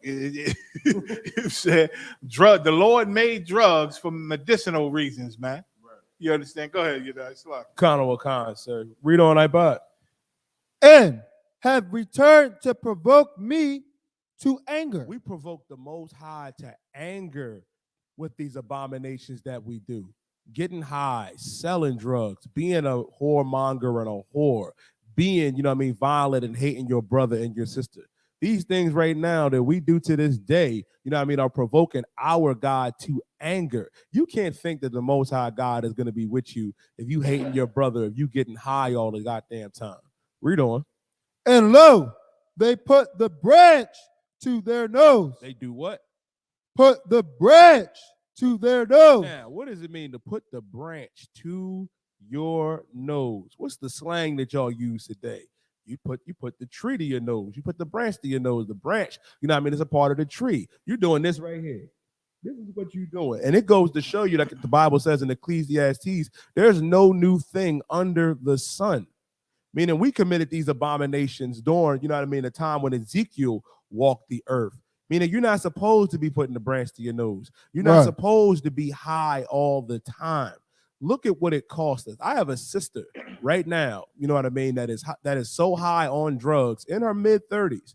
And it's so bad that my mother, who is an older woman, has to raise my niece and my nephew, and I do the best I can with helping out as well. It just goes to show you like how bad these drugs have consumed our lives, and to show you that you got a powerful demon on you that just wants you to get high all the time. How the hell can you expect to lead our people, God's chosen people, and be a revolutionary? I gave a scenario. How the hell you gonna come to the war room and you high? We sitting here saying, give your report. You know what I mean? Speak on what happened to so-and-so. You sitting there, you can't do that. You're a danger to the man next to you. You know what I'm saying? If I'm a soldier, I don't want you next to me high. Right. You get us both killed. You understand? You listen, in a real military, you too high. They've been and popped you in the head just to leave you back. Right. And to keep going, because you'll get the whole platoon killed. Like, and if I could, so can I get one more scripture? Can I get 1 Peter, I believe it's 5 and 8? This is how we're supposed to be as Black, Latino, and First Nation men and women, and especially if you're a brother, because if you get caught lacking out here, and that's the main thing. You know what I mean? Our people love to say, well, I have ops. You looking at your brother and your sister as your opposition. You know what I mean? They're the ones that get you, and that's not true. The oppressor is the one that is preying on you. The question is, who's the one that brought the drugs, you know what I mean, and the guns in our communities? Neither one of us owns a boat. None of us owns a harbor. None of us owns a plane. You don't understand that this is a plan that was well formulated by the oppressor to keep you high all the time. You know what I mean? Captain Akkad Abraham he went out to New York, and he was talking to our people, talking to our brothers and sisters who are conscious. And during the live stream, you know, Cat was explaining, you know, to everybody, you know what I mean? Because everybody in the room, sir, they afraid of the water trying to kill you. One sister stood up and said the weed is what's making everybody gay. And it just goes to show you, man, why. And the thing is, and when they asked her, they all still smoke it. They all still getting high, saying, well, you know, it does have other purposes. We're not saying it doesn't have medicinal purposes, but as soon as you light that, as soon as you roll up that blunt, you know what I mean, put that Reggie or that loud, you know what I mean, in it, you know what I mean, and smoke it, that's an abomination unto the Most High. And this is how we're supposed to be as the Lord's chosen people. Read what you got, Ibah. If I can, listen, and they kill me with all these damn excuses of why I get high. You understand? We supposed to, listen, with abortion, right? I mean, with abortion, they say to murder your baby should not be made illegal to murder your baby, because what if you get raped? What if you get raped? It's my body. What if you get raped and get pregnant? Should you still supposed to have that baby? When first and foremost, put the baby up for adoption. But even worse than that, it's rare that somebody gets raped and gets pregnant. Like, they make that argument, but that's a rare case. Were you raped and pregnant? Is that why you had your abortion? Well, no. But what about shut your mouth? Right. You understand? They make that argument when it don't even apply to them. You understand? Go ahead, Slocky. And make this, and again, making these stupid excuses to smoke weed when it don't even apply to you. You got cataracts, brother or sister? You got cataract, you got the cancer, you got that cancer that they say you're gonna die anyway, so you know at least the weed will make you comfortable in your passing. You understand? They got some marijuana to do that, but if you ain't in 4th stage cancer on your deathbed, or if you ain't got the cataracts or all them things that your doctor will prescribe you, the CBC or whatever is in the marijuana to help you out, then you just a drug addict, man. Face the facts. You just a drug addict. A lot of you can't even stop smoking weed. You're a drug addict. Right. If you can't stop smoking cigarettes, you're a drug addict. You understand? When you can't stop. Lips black. Black is the street. You understand? Like you think nobody knows you smoke weed. I just took a shower. Nigga, weed is coming out your pores. Ain't them black ass lips. You know what I'm saying? What the hell? And you just ain't good for nothing with this weed. Slock, If I may, sir, you know, what you bringing out is just so heavy. That was another thing, too, and this could be a topic for another day. You know what I mean? When we was discussing, you know what I mean, how bad weed is. I said, sis, why do you smoke? She really couldn't say it. She was like, well, I just make me feel good. And then they tried to get on another topic about me saying, you know, bringing up the molestation, you know, how our kids are becoming gay because they got molested.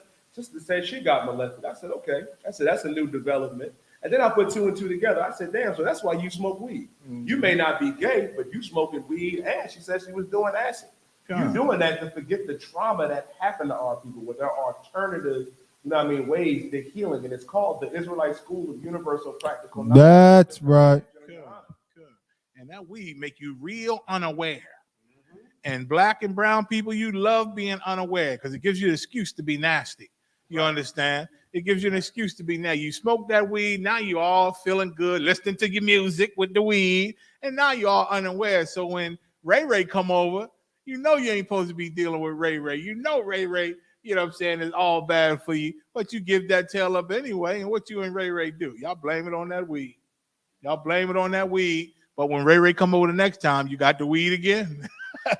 So how much of a mistake is it? You understand? A lot of you homos, you like you guys said, you lesbians, you homosexual men. You understand? You use that as an excuse. Well, I'm in there with the chick, man. We all in there. I thought it was gonna be like a gangbang. And this nigga wake up next to me, man. That damn weed. You blame it on the weed because you got the man's seed all across your face, and you blame it on the weed, right? But you'll go hang out again with the same weed and the same Negro. I bet that. There ain't no excuse. It's just the weed loosens you up to be the homo that you want to be anyway. You know what I'm saying? Or the bull dagger you want to be anyway. It's just an excuse. Right. Right. You read that, Kawakai. This is the book of 1 Peter, chapter 5 and verse 8. Be sober. Be what? Sober. Be sober, black man, Latino man, and woman. Be sober. Don't be high all the goddamn time. Don't be high at all. Don't be a drunkard. Don't be a wine drinker. You have to be sober. Be attentive, man. You got to be on point. You know what I mean? As we say, you have to really be on point out here. And why? Read on. Be vigilant. Be what? Vigilant. Be vigilant. Why do you have to be aware? Why do you have to be vigilant? Why do you have to be aware of all your surroundings and be vigilant in all that you do? Vigilant. Read on. Because your adversary, the devil. Your who?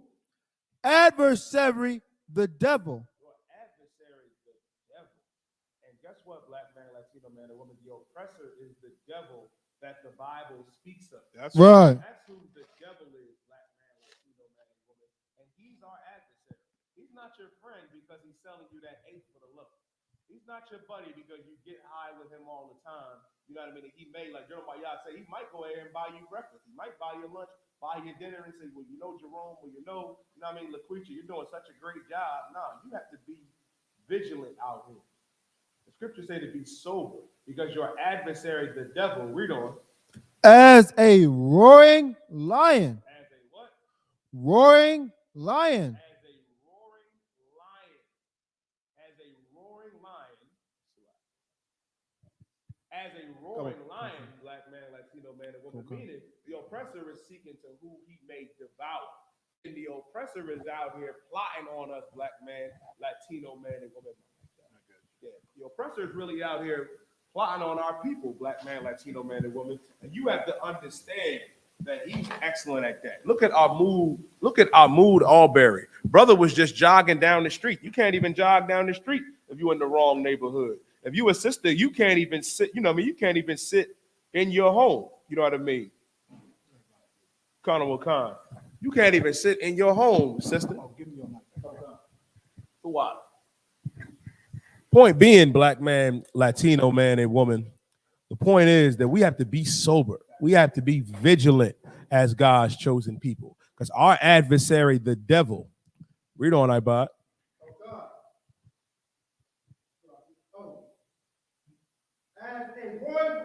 As a roaring lion, and the oppressor is seeking to devour all of us. How do you know that he's seeking to devour all of us? As a roaring lion. Look at our Haitian brothers and sisters at the border.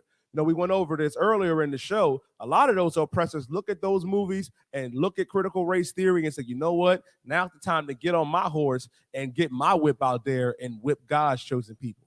To whip that Haitian man and woman, to whip that Mexican man and woman. You see what they do to our Hispanic brothers and sisters at the border right now in the cages. They get inspired by that. That's right. They get inspired by that. That turns them on. You got a lot of oppressors, you know what I mean, that feel sorry, but you got just as much or more that look at that and say, now it's our turn. It's our time to go out there and punish God's chosen people. This is why we have to be sober. You can't be high all the time. You can't be drunk all the time, caught lacking out here. This is why you have to be vigilant, because the oppressor is not playing with us. And a lot of us out here in the world, you are taking your good old time when you know where the truth is. You know it started in 1869, 125th Street, you know what I mean, under command in General Yohana. You know what the truth is. Now is not the time to continue to be lacking out here. Now is the time to realize who the oppressor is, and he's the devil that the Bible speaks of that is seeking to devour our people. Is there any more on that, Ibad? Seeking whom he may devour. Seeking who he may devour. And guess what? Those of you that are high all the time, you are an easy target. You are an easy target if you are high out your mind all day, every day. Like it or not, he already got you. He already does. Because where does your money go to? The problem is you spending so much money on that weed, you know what I mean, and all them other drugs and whatever vice that you have. You want to talk about black economics and building up our communities. How the hell you going to do that if you're giving the oppressor all your money? All your money goes to the oppressor, you know what I mean, in that weed. If it ain't going there, it's going to the Christian church. It ain't never going to be rebuilt. Our communities are never going to be, you know what I mean, what they used to be or what they're going to be in the future if you continue to live the way that you're doing. Barakatah Yahweh, Wa Yahweh Shah for the ISUPK under command of General Yohana, man. That's all, sir. And listen, we understand why you. It's such a sad, miserable thing. I know you don't believe it. I know you'll defend and say, no, it's not. I guess money. I guess that. You still got a nasty, sad life. And when you die, everybody gonna forget about you. And you will have made good. You will have done no good on this earth. You understand? You'll be gone. Your kids will forget about you. You'll have no legacy. Nothing good you've ever done. We understand why you get high. That's why you're on Facebook. You're searching for likes, trying to get somebody to know you're still alive. Looking for likes and taking pictures of your food and doing different things in your new dress and taking all your selfies with your tongue out. And you're just so cool because you want everybody to like you, to know you're alive, but your life really is sad. And it means nothing. And you don't make a difference. You ever taught a brother who he is like Officer Ibad? Huh? You ever taught a brother how to be strong like Officer Yediah? Hell no. You ever did what these soldiers in the ISUPK do? Hell no. We don't get high. You understand? We don't get high. But a lot of you come into school, and listen, we ain't saying don't come. Listen, if you get high and you're trying to come on in and change and get fixed, come on in. Come as you are. We're going to see you high. You can't hide it from us. We're going to know it whether we tell you or not.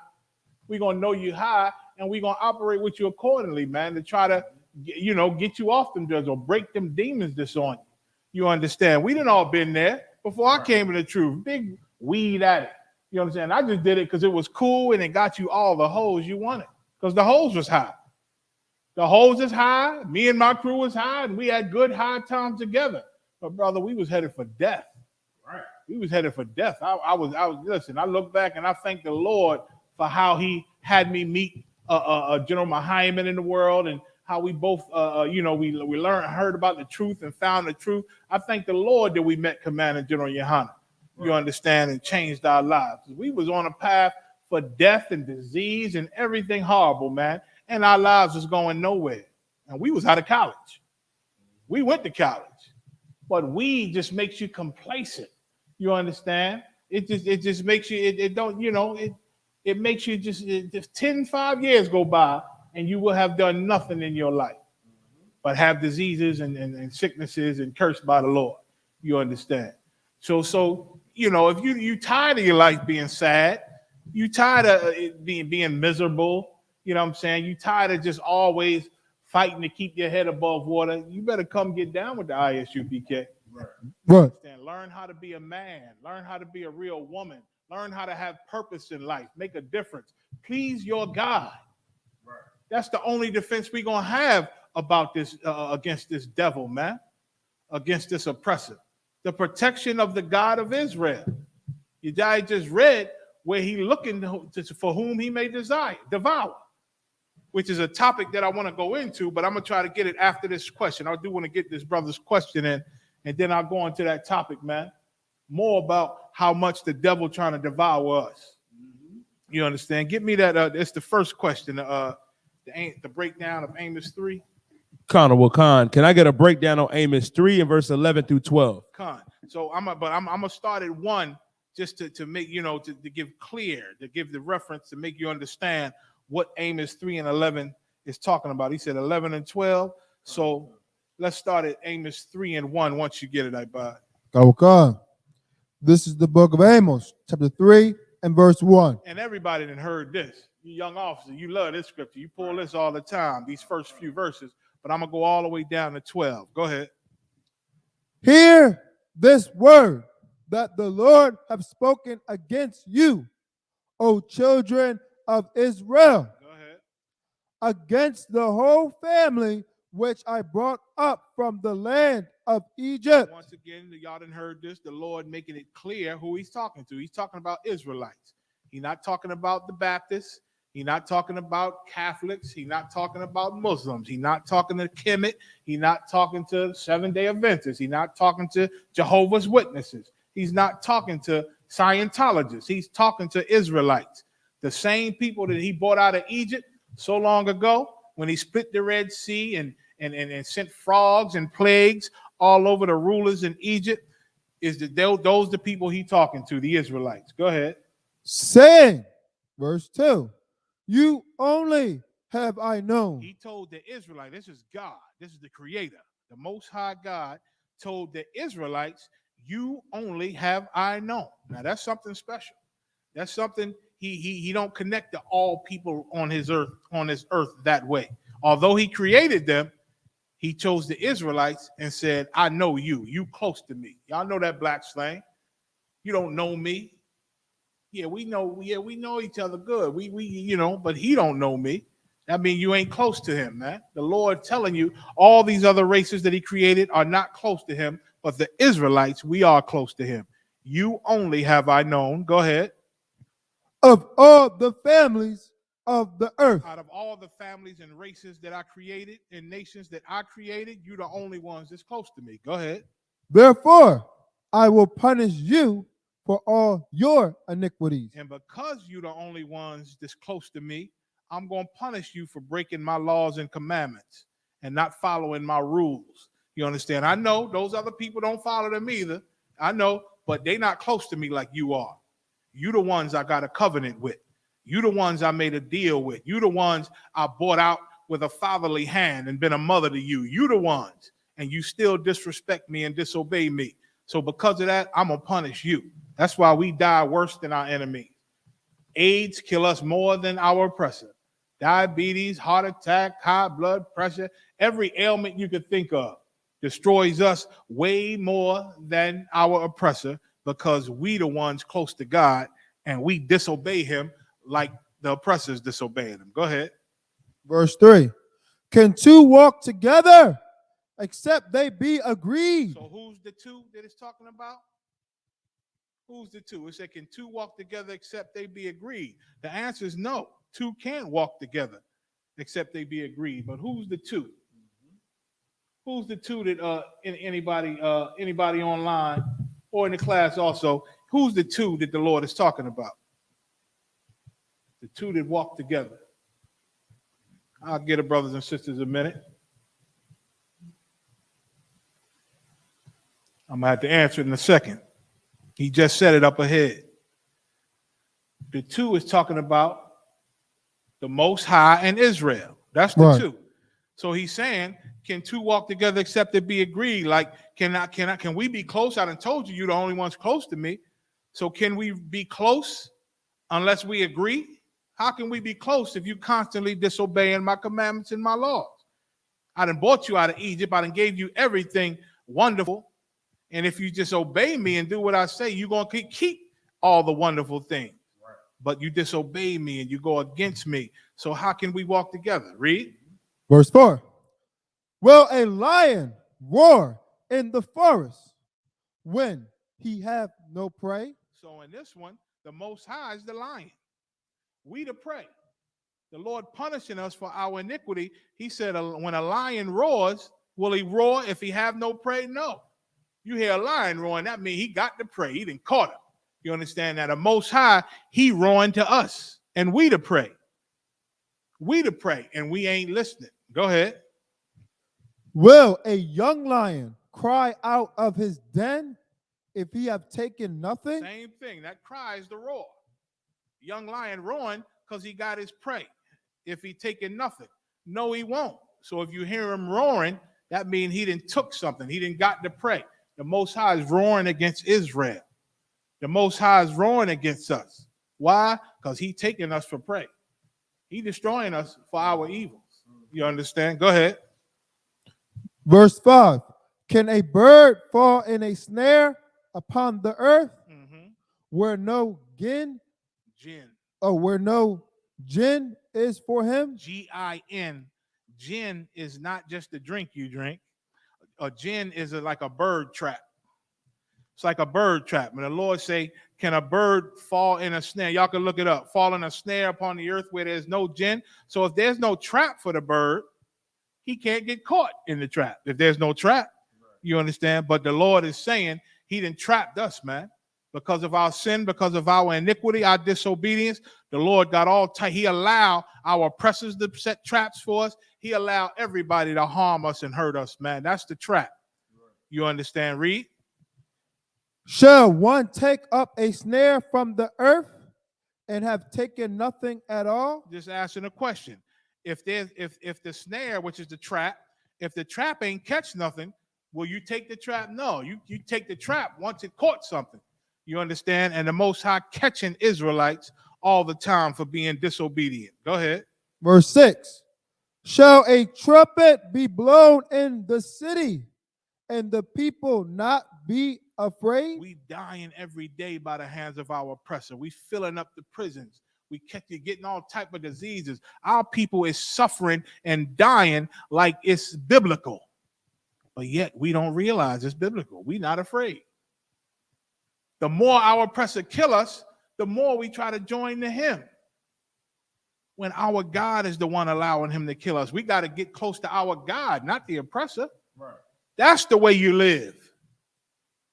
The way you live is to stand with our God, man, and obey him, which is once again coming into the ISUPK and learning how to do it. That's the only way to be protected, man. Read. Shall there be evil in a city, and the Lord have not done it? Like y'all blaming it on everything but the Most High God. Y'all blame China for the coronavirus. Maybe it started there, but the Most High brought the coronavirus, man. Right. That's a plague of the Most High God. All these atrocities with these police, how they murdering us, man. That's the Most High. Shall they be evil in the city and the Lord have not done it? And blacks and Hispanics, we still ain't realized that God is doing this to us. Something we missing, something we got to do to make God stop this from happening. And that there is something you can do. You can join the ISUPK and start obeying God. Right. Start obeying the Most High God. That's how you do it. And getting high with weed, that ain't doing it. That ain't going to help you with nothing, man. The Most High, he ain't going to protect you. When you get pulled over and you get mad because you're so full of weed and you're so stupid as hell and dumbed down from the weed, you think you got rights in America. Officer, I don't want to give you my license, officer. No, I got a right in America. What am I being pulled over for? Read me my right. Tell me what I'm being pulled over for. Then he bust your window and knock your teeth out. And now you got teeth missing all your goddamn life. You understand? You in court trying to fight him. You understand? When you just been resisting arrest. You understand? And these laws ain't made for you. You understand? Our oppressor can get away with that. Our oppressor can get away with that. I done seen a police stops where the oppressor get pulled over by a black cop. and said, yes, this is a check stop. We checking all people's IDs and their driver's license. And the oppressor said, I'm not giving you my license. What the hell are you stopping me for? I don't care if it's a police check stop. What am I charged with a crime? And she had to call her supervisor and walk away because she got no power over this oppressor. But let the roles be reversed. Where the oppressor is the police and your black behind pull up, smoking weed and loving weed, you understand? And he asks you, tell you this is a checkpoint. I need to see your driver's license. And you try to say, I'm an American. You understand? I'm an American. I have rights. I don't have to show you my ID. You're going to get your behind whooped, man. Things ain't the same for you as they are for the oppressor here. Read. Verse 7. Surely the Lord God will do nothing, but he revealeth his secret unto his servants, the prophets. And so we the prophets, and we telling you what the Lord want and why he's against us and why we dying like we die and what you got to do to make it stop. We telling you that. He revealed his secrets, and we telling you his secrets. Go ahead. Verse 8. The lion hath roared. Go ahead. Who will not fear? And once again, the Most High roaring, but we ain't afraid of him. We think we got to be nicer to the people that's murdering us. Read. The Lord God hath spoken. Go ahead. Who can but prophesy? Right, and we got to tell you, we ain't the one getting you killed. We ain't happy that you're getting killed, but the Lord is killing you. And we being the prophets, you aren't actually the prophets. We got to tell you why he's killing you. He killing you because of the goddamn weed. That sounds crazy, huh? Growing up in America. Why would God kill me because I smoke weed? That sounds crazy, huh? Well, the Lord said way back in Genesis, he made every herb bearing seed and every fruit for meat, for food. And even every herb is not food, but he made the herbs for food, but every herb can't, it ain't good for food. It ain't delicious. You can't go around eating poison ivy. Right. You can't go around eating those psychedelic mushrooms. Right. And marijuana ain't made to be eaten, man. Right. Unless it's for medicinal reasons. Right. You understand? Read. So again, we ain't the ones happy that the Lord killing you. We ain't the ones causing your death, but we like the reporters. We got to tell the news. We got to say what the Most High said. Right. So the Lord speak it. Who can but prophesy? That's our job. We got to prophesy. We got to warn the people, man, of Israel. If you're getting high, the Lord is most likely going to kill you if you don't stop. Right. You understand? If you helping our government or helping this beast hurt and harm Israelites, black and brown people, the Lord is most likely going to kill you if you don't stop. Right. If you celebrating American holidays and you love the American way and the American dream, if you're an Israelite, the Lord is most likely going to kill you if you don't stop. Right. Who can but prophesy? We got to tell you the truth. Go ahead. Verse 9. Published in the palaces at Ashdod. And in the palaces in the land of Egypt. And say, assemble yourselves upon the mountains of Samaria. So the palaces are good houses, good, nice houses. You not the impoverished houses. You understand? Like you Christians, like these Christian pastors living in nice houses and nice environments, yet they do nothing for the people. You understand? They living good, living wonderful, yet they do absolutely nothing for the people. You understand? Read. And behold, the Lord said, assemble yourselves upon the mountains of Samaria. All these places are places where Israelites were. Go ahead. And behold, the great tumults in the midst thereof. So when we prophesy, when we tell you the truth, you understand, and the people in these rich houses, soon it's going to be a tumult, man. It's going to be tumult in the middle of these places where the Israelites, where ISUPK been prophesying, man. We starting trouble. Tumult is trouble. So we prophesy the word of God and it causes trouble. Christ said it. Our King said it. He said he had not come to bring peace on earth, but a sword. And if we prophesying and teaching in his spirit, teaching the word of the Most High just like he was, it ain't going to be no peace on this earth. So there's going to be tumult when we prophesy. The Most High say it and we can but prophesy. And in all these places, you know, all these good places where rich Israelites live and don't give a damn about the poor, behold, you're going to see the great trouble in the midst thereof. Go ahead. And the oppressed in the midst thereof. And you're going to see the oppressed in the midst thereof. And you're going to understand why God is killing us. You're going to see what the rich of our people is doing. And you're going to see what the poor is doing. And you're going to understand why there's trouble amongst us all the goddamn time. Because of our disobedience, and the Lord is against us. Read. Verse 10. For they know not to do right. Go ahead. Saith the Lord. They know not to do right. Read. Who store up violence and robbery in their policy. And once again, the Christian church been robbing Israelites for years. They've been robbing black people for years, getting all your grandmama check money, getting all her money, their tithes and this fund and that fund and all that, and not doing the job that they're supposed to do for getting that money. You want to say something?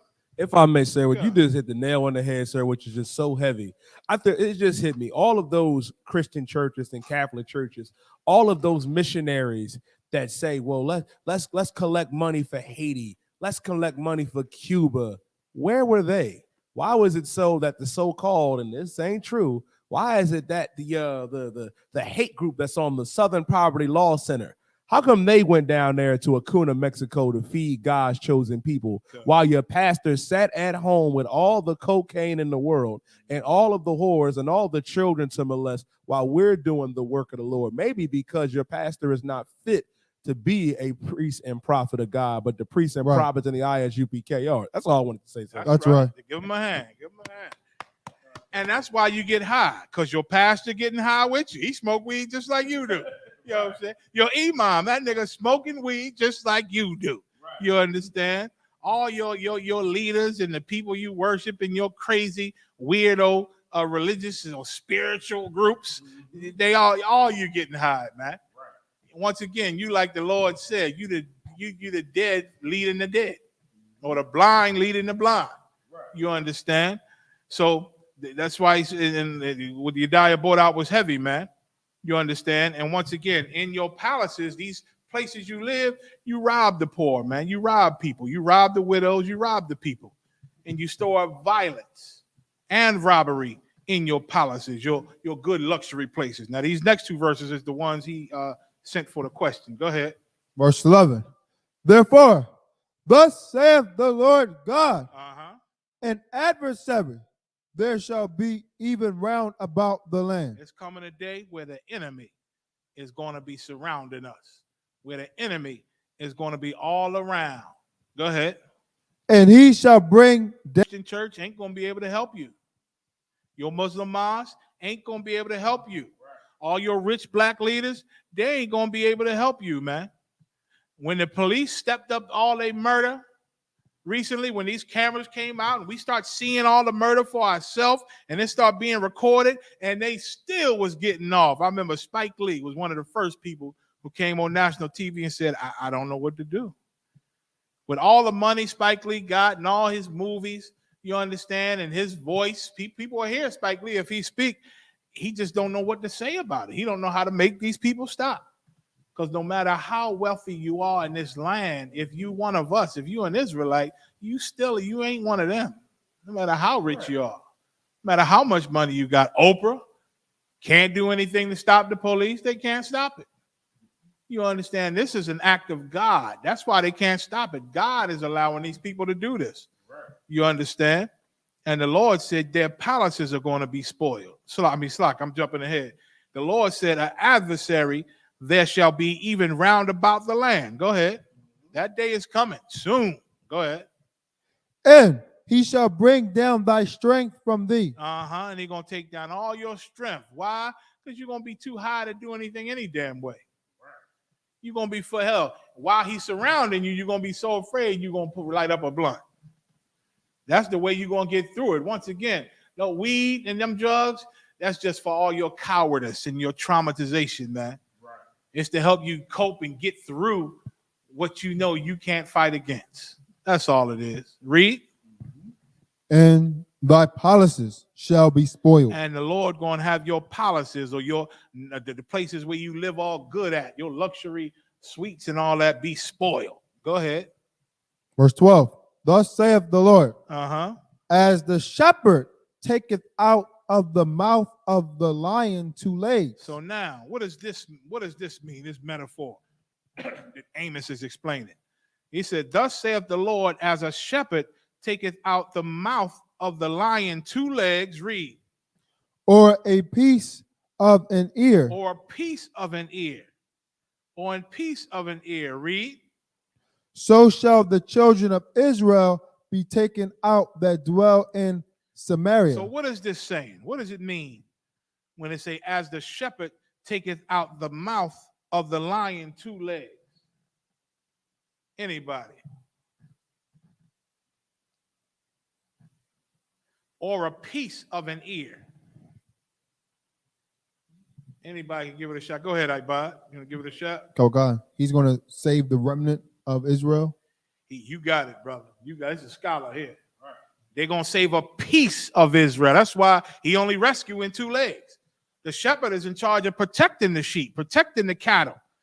The lion get it. He fight to back the lion up. If the lion got you, he grab it. He at least walk away with 2 legs. He at least save a piece of the animal he's supposed to protect. Or a piece of an ear. He at least grab it and the ear rip. So he got 2 legs. He got an ear. He save a piece of the animal, which is what the Lord going to do to Israel. Even though he destroying us, he ain't going to destroy all of us. He going to save a piece of us, a remnant, like Ibad said. He going to save 2 legs of us. He going to save an ear of us. In all this destruction that he bringing on us. So shall what? So shall the children of Israel be taken out that dwell in Samaria. That's how he going to save Israel. A piece. He going to get 2 legs of Israel. A piece of an ear of Israel from all this hell and destruction that's coming. And the ISUPKs, if you want to be them 2 legs or that piece of ear, you better come on up in here. Right. You better come on up in there because he done preserved us from a lot and he's still preserving us. The Lord is protecting us, brother. Right. You understand? We don't make no qualms about it. We ain't gonna say we big and bad on our own. The Lord is just with us. Right. You understand? That's why half you scared of us. Think we too rough, too strong, too manly, too masculine. You understand? That's because the Spirit of the Lord is on us and with us. You understand? And this is how we supposed to be. This is how men supposed to be. Right. You think our sisters is too rough. So you call them dumb. You say they just dumb. They do whatever the men tell them, and you pull out your blunt. You the dummy. Right. These sisters going to be sitting on thrones next to their kings one day. Right. These sisters going to be walking on streets of gold and emerald palaces and gates surrounding them. They're going to be totally protected. You understand? When that day comes. And totally respected. And anybody look at them wrong or say anything wrong to the daughters of Zion, brother, in that day, you'll get your whole family killed. You'll get your whole family killed. Your dogs, your animals, your pets, your goldfish gonna have to die from how you looked at a daughter in the ISUPK. Watch your damn mouth. You better keep getting high and just shut the hell up. You understand? But if you want to live, if you want to have that protection, if you want to feel how it feels to be a real woman and to embrace a real man, you better come on and get down. Right. You better come on and get down. Where we at? In Samaria. Go ahead. In the corner of a bed. Go ahead. And in Damascus. Uh-huh. In a couch. Meaning comfortable places, right? Your couch. A couch back then was pretty similar to a couch now. It's just a place of comfort. A place of comfort. The corner of a bed is comfort. And so the Lord going to snatch you out of your comfortable places, man. You understand? The Lord going to take Israel out of the mouth of the lion. You have to take a remnant of us. You understand? And you and us are going to be taken out of the places we got comfort in. You understand? All the places we comfortable. There's no hiding. That weed, again, and again, this bed and this couch, this could be the weed too. Comfortable places for those who smoke weed. The Lord going to take us out of Saki. It say Israel's be taken out that dwell in Samaria in the corner of a bed and in Damascus in a couch. So we're gonna be taken out of these places that we live, these comfortable places that you live in. You're gonna be taken out too. But a remnant of us is going to be saved from the lion. Only a remnant is going to be saved from the actual lion. So that's those two verses. Time check. 12:46. No sweat. No sweat. So that's what that. So let me see. What should I go to now? It's a whole. I want to go into how black men is missing, man. How they hunting us. How they hunting us. Let me see. Should I save it? 3 and 7. Matter of fact, I'm gonna go to question 3.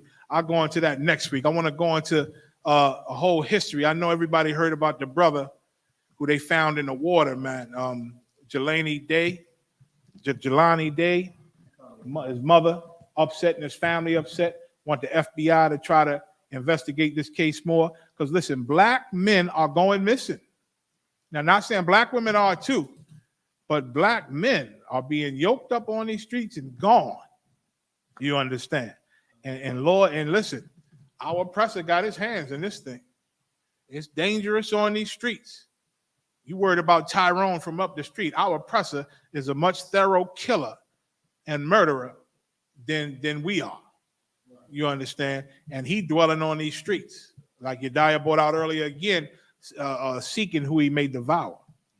But you walking around in that damn Christian church and smoking weed and walking around in the Muslim mosque don't have a clue to how dangerous this oppressor is. Right.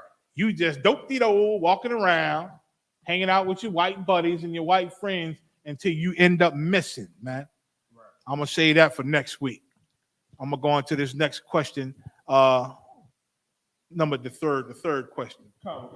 Can I get a breakdown on Revelation 3 and 7? What is the key of David? No sweat. And this is a simple one too. Give me that Revelation 3 and 7. And I'll give a precept on it. Go ahead. This is the book of Revelations. What do 5 say? This is the book of Revelations, chapter 3 and verse 5. Mm-hmm. He that overcometh, the same shall be clothed in white raiment. 3 and 5. Let me get with you. Okay, no sweat. But so Yahushua is written in red. He's checking the angels that are over the schools of Israel.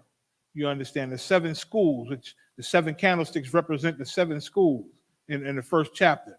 And so now he's just going through telling the angels the problems with these schools. You understand?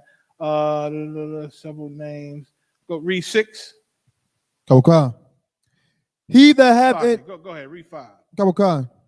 He that overcometh, the same shall be clothed in white raiment. He that overcoming the evils in this world. Yeah, I mean the different things that Satan was trying to move, the different ways Satan was trying to move against the schools and cause us, to go away from the Most High. You fight and you stand with the Lord and you overcome it. You shall be what? Clothed in white raiment. And white raiment. That's symbolic to being down with the Most High, being protected and being clean. Once again, like I was talking about earlier, you come into ISUPK, you can stand against the evil that's in this place. You can overcome and be clothed with white raiment, like the brothers and sisters in the ISUPK are. Read. And I will not blot out his name out of the book of life. And that's what we're here for. We in the ISUPK trying to fight that the Lord not blot out our name in the book of life. We want our name in the book of life.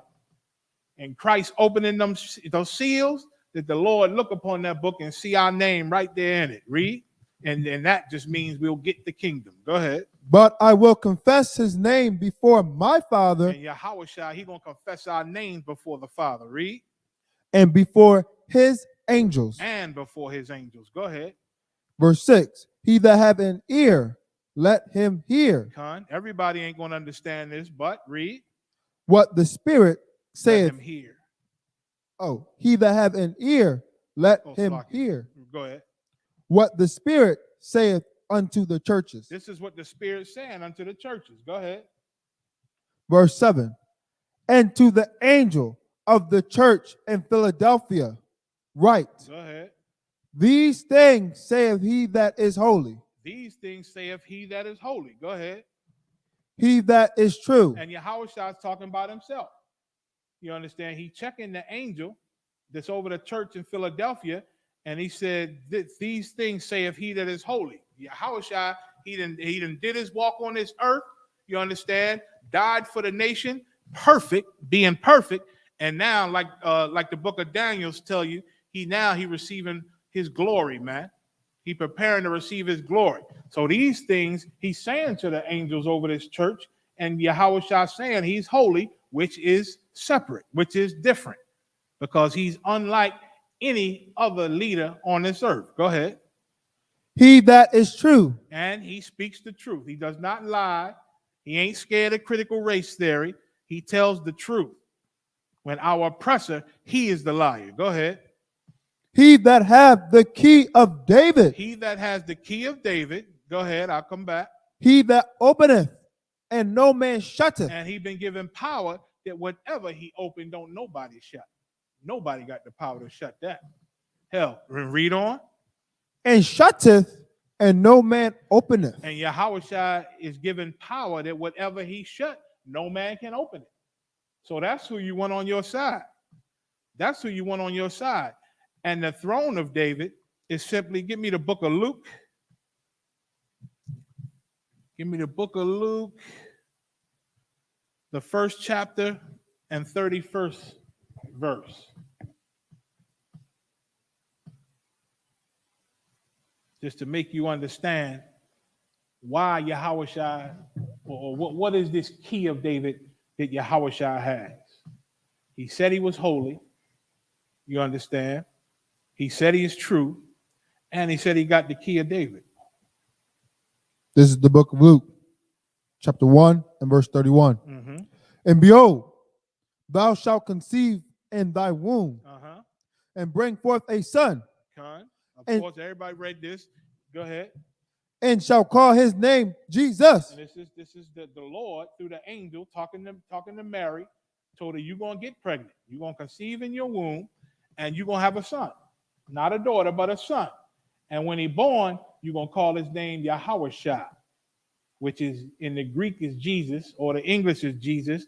Also, it means Savior. That's what he was to be named, Savior. Go ahead. Verse 32.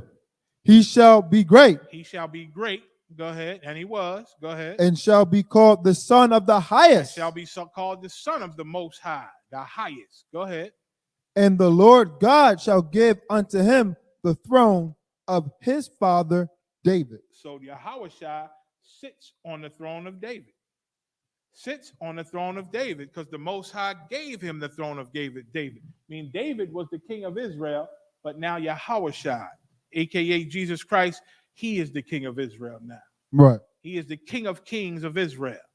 You understand? So the key of David is simply his throne and being over Israel.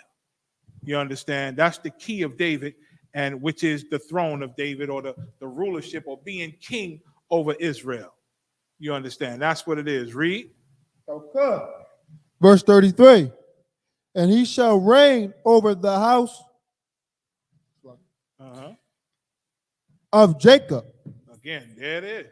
He's sitting on the throne of David, which is the key of David.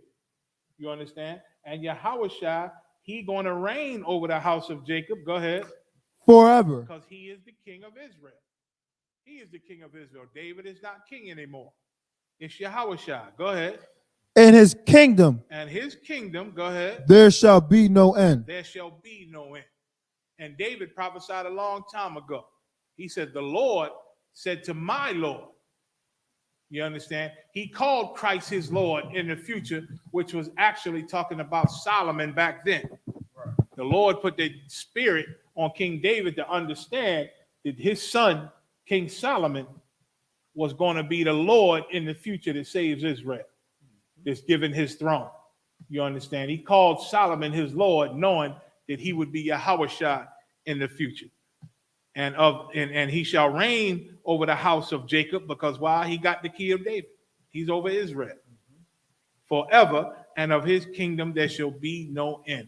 Once our king comes back, man, and shuts down America and shuts down these empires on this earth and puts us back in our rightful spot, being in charge because of how obedient we've been to the Most High and trying to be with the Most High, is never going away. It's never going away. Nobody else is going to take Israel down. We're going to rule for eternity. Right. You understand? Thousands of years from now, our children will be sitting on the throne. Our children will be sitting on the throne. Thousands of years after that, we're going to be coming right back to sit back on the throne. You understand? It's just going to loop like that forever, and we're going to keep this earth and the galaxy and the universe in order. Right. In order. Ooh, good times I find. I dream of that. I'm a Trekkie. I'm a Star Trekkie and all that. Jean-Luc Picard thought he was something. He's just a stinking devil. Right. He's just a stinking devil to explore places unknown. Let's do it. You know what I'm saying? He think, boy, the thing the Lord gonna have for us, man, once we get our kingdom, brother, it's gonna be extraordinary. Right. It's gonna be extraordinary. You better not be no octopus alien somewhere disrespecting the Most High, what he want on that planet, or we gonna come beat the hell out of you and get you in order. You understand? Right. So with that, 1257, I'm gonna call it the water, brothers and sisters. Akim, Akwafium, for tuning in to the show. I appreciate it. We see y'all next week. Another shout out to Cross the Line, Captain Tazariak, Captain Katazar. Look for Ask Ye the Prophets on Clubhouse next week. We're gonna be getting it in from then on. I appreciate y'all tuning in. Hey, again, send in your questions, man, to askyetheprophets@gmail.com. Or you could DM us on the Facebook page, Ask Ye the Prophets. Pay your tithes to Commandant General Yohana. Right. It is the law of God. You can't walk around saying, I don't eat no pork. I follow the law. If you ain't sending your tithes, 10% of anything you get to the ISUPK, to Commandant General Yohana, then you ain't following the law, man. Right. And the scripture says, you guilty of one, you guilty of all. Don't walk around thinking you our brother, our sister, you buddy with us, and you don't really love this thing. Our king said, where your heart is, there will your treasure be. Right. You understand? If you love this work and you love this truth that's coming out, you be paying your tithes. Right. Send them the hell in, man. That's an order from God. You understand? So with that, I'm going to say shalom, brothers and sisters. I'll see y'all next week.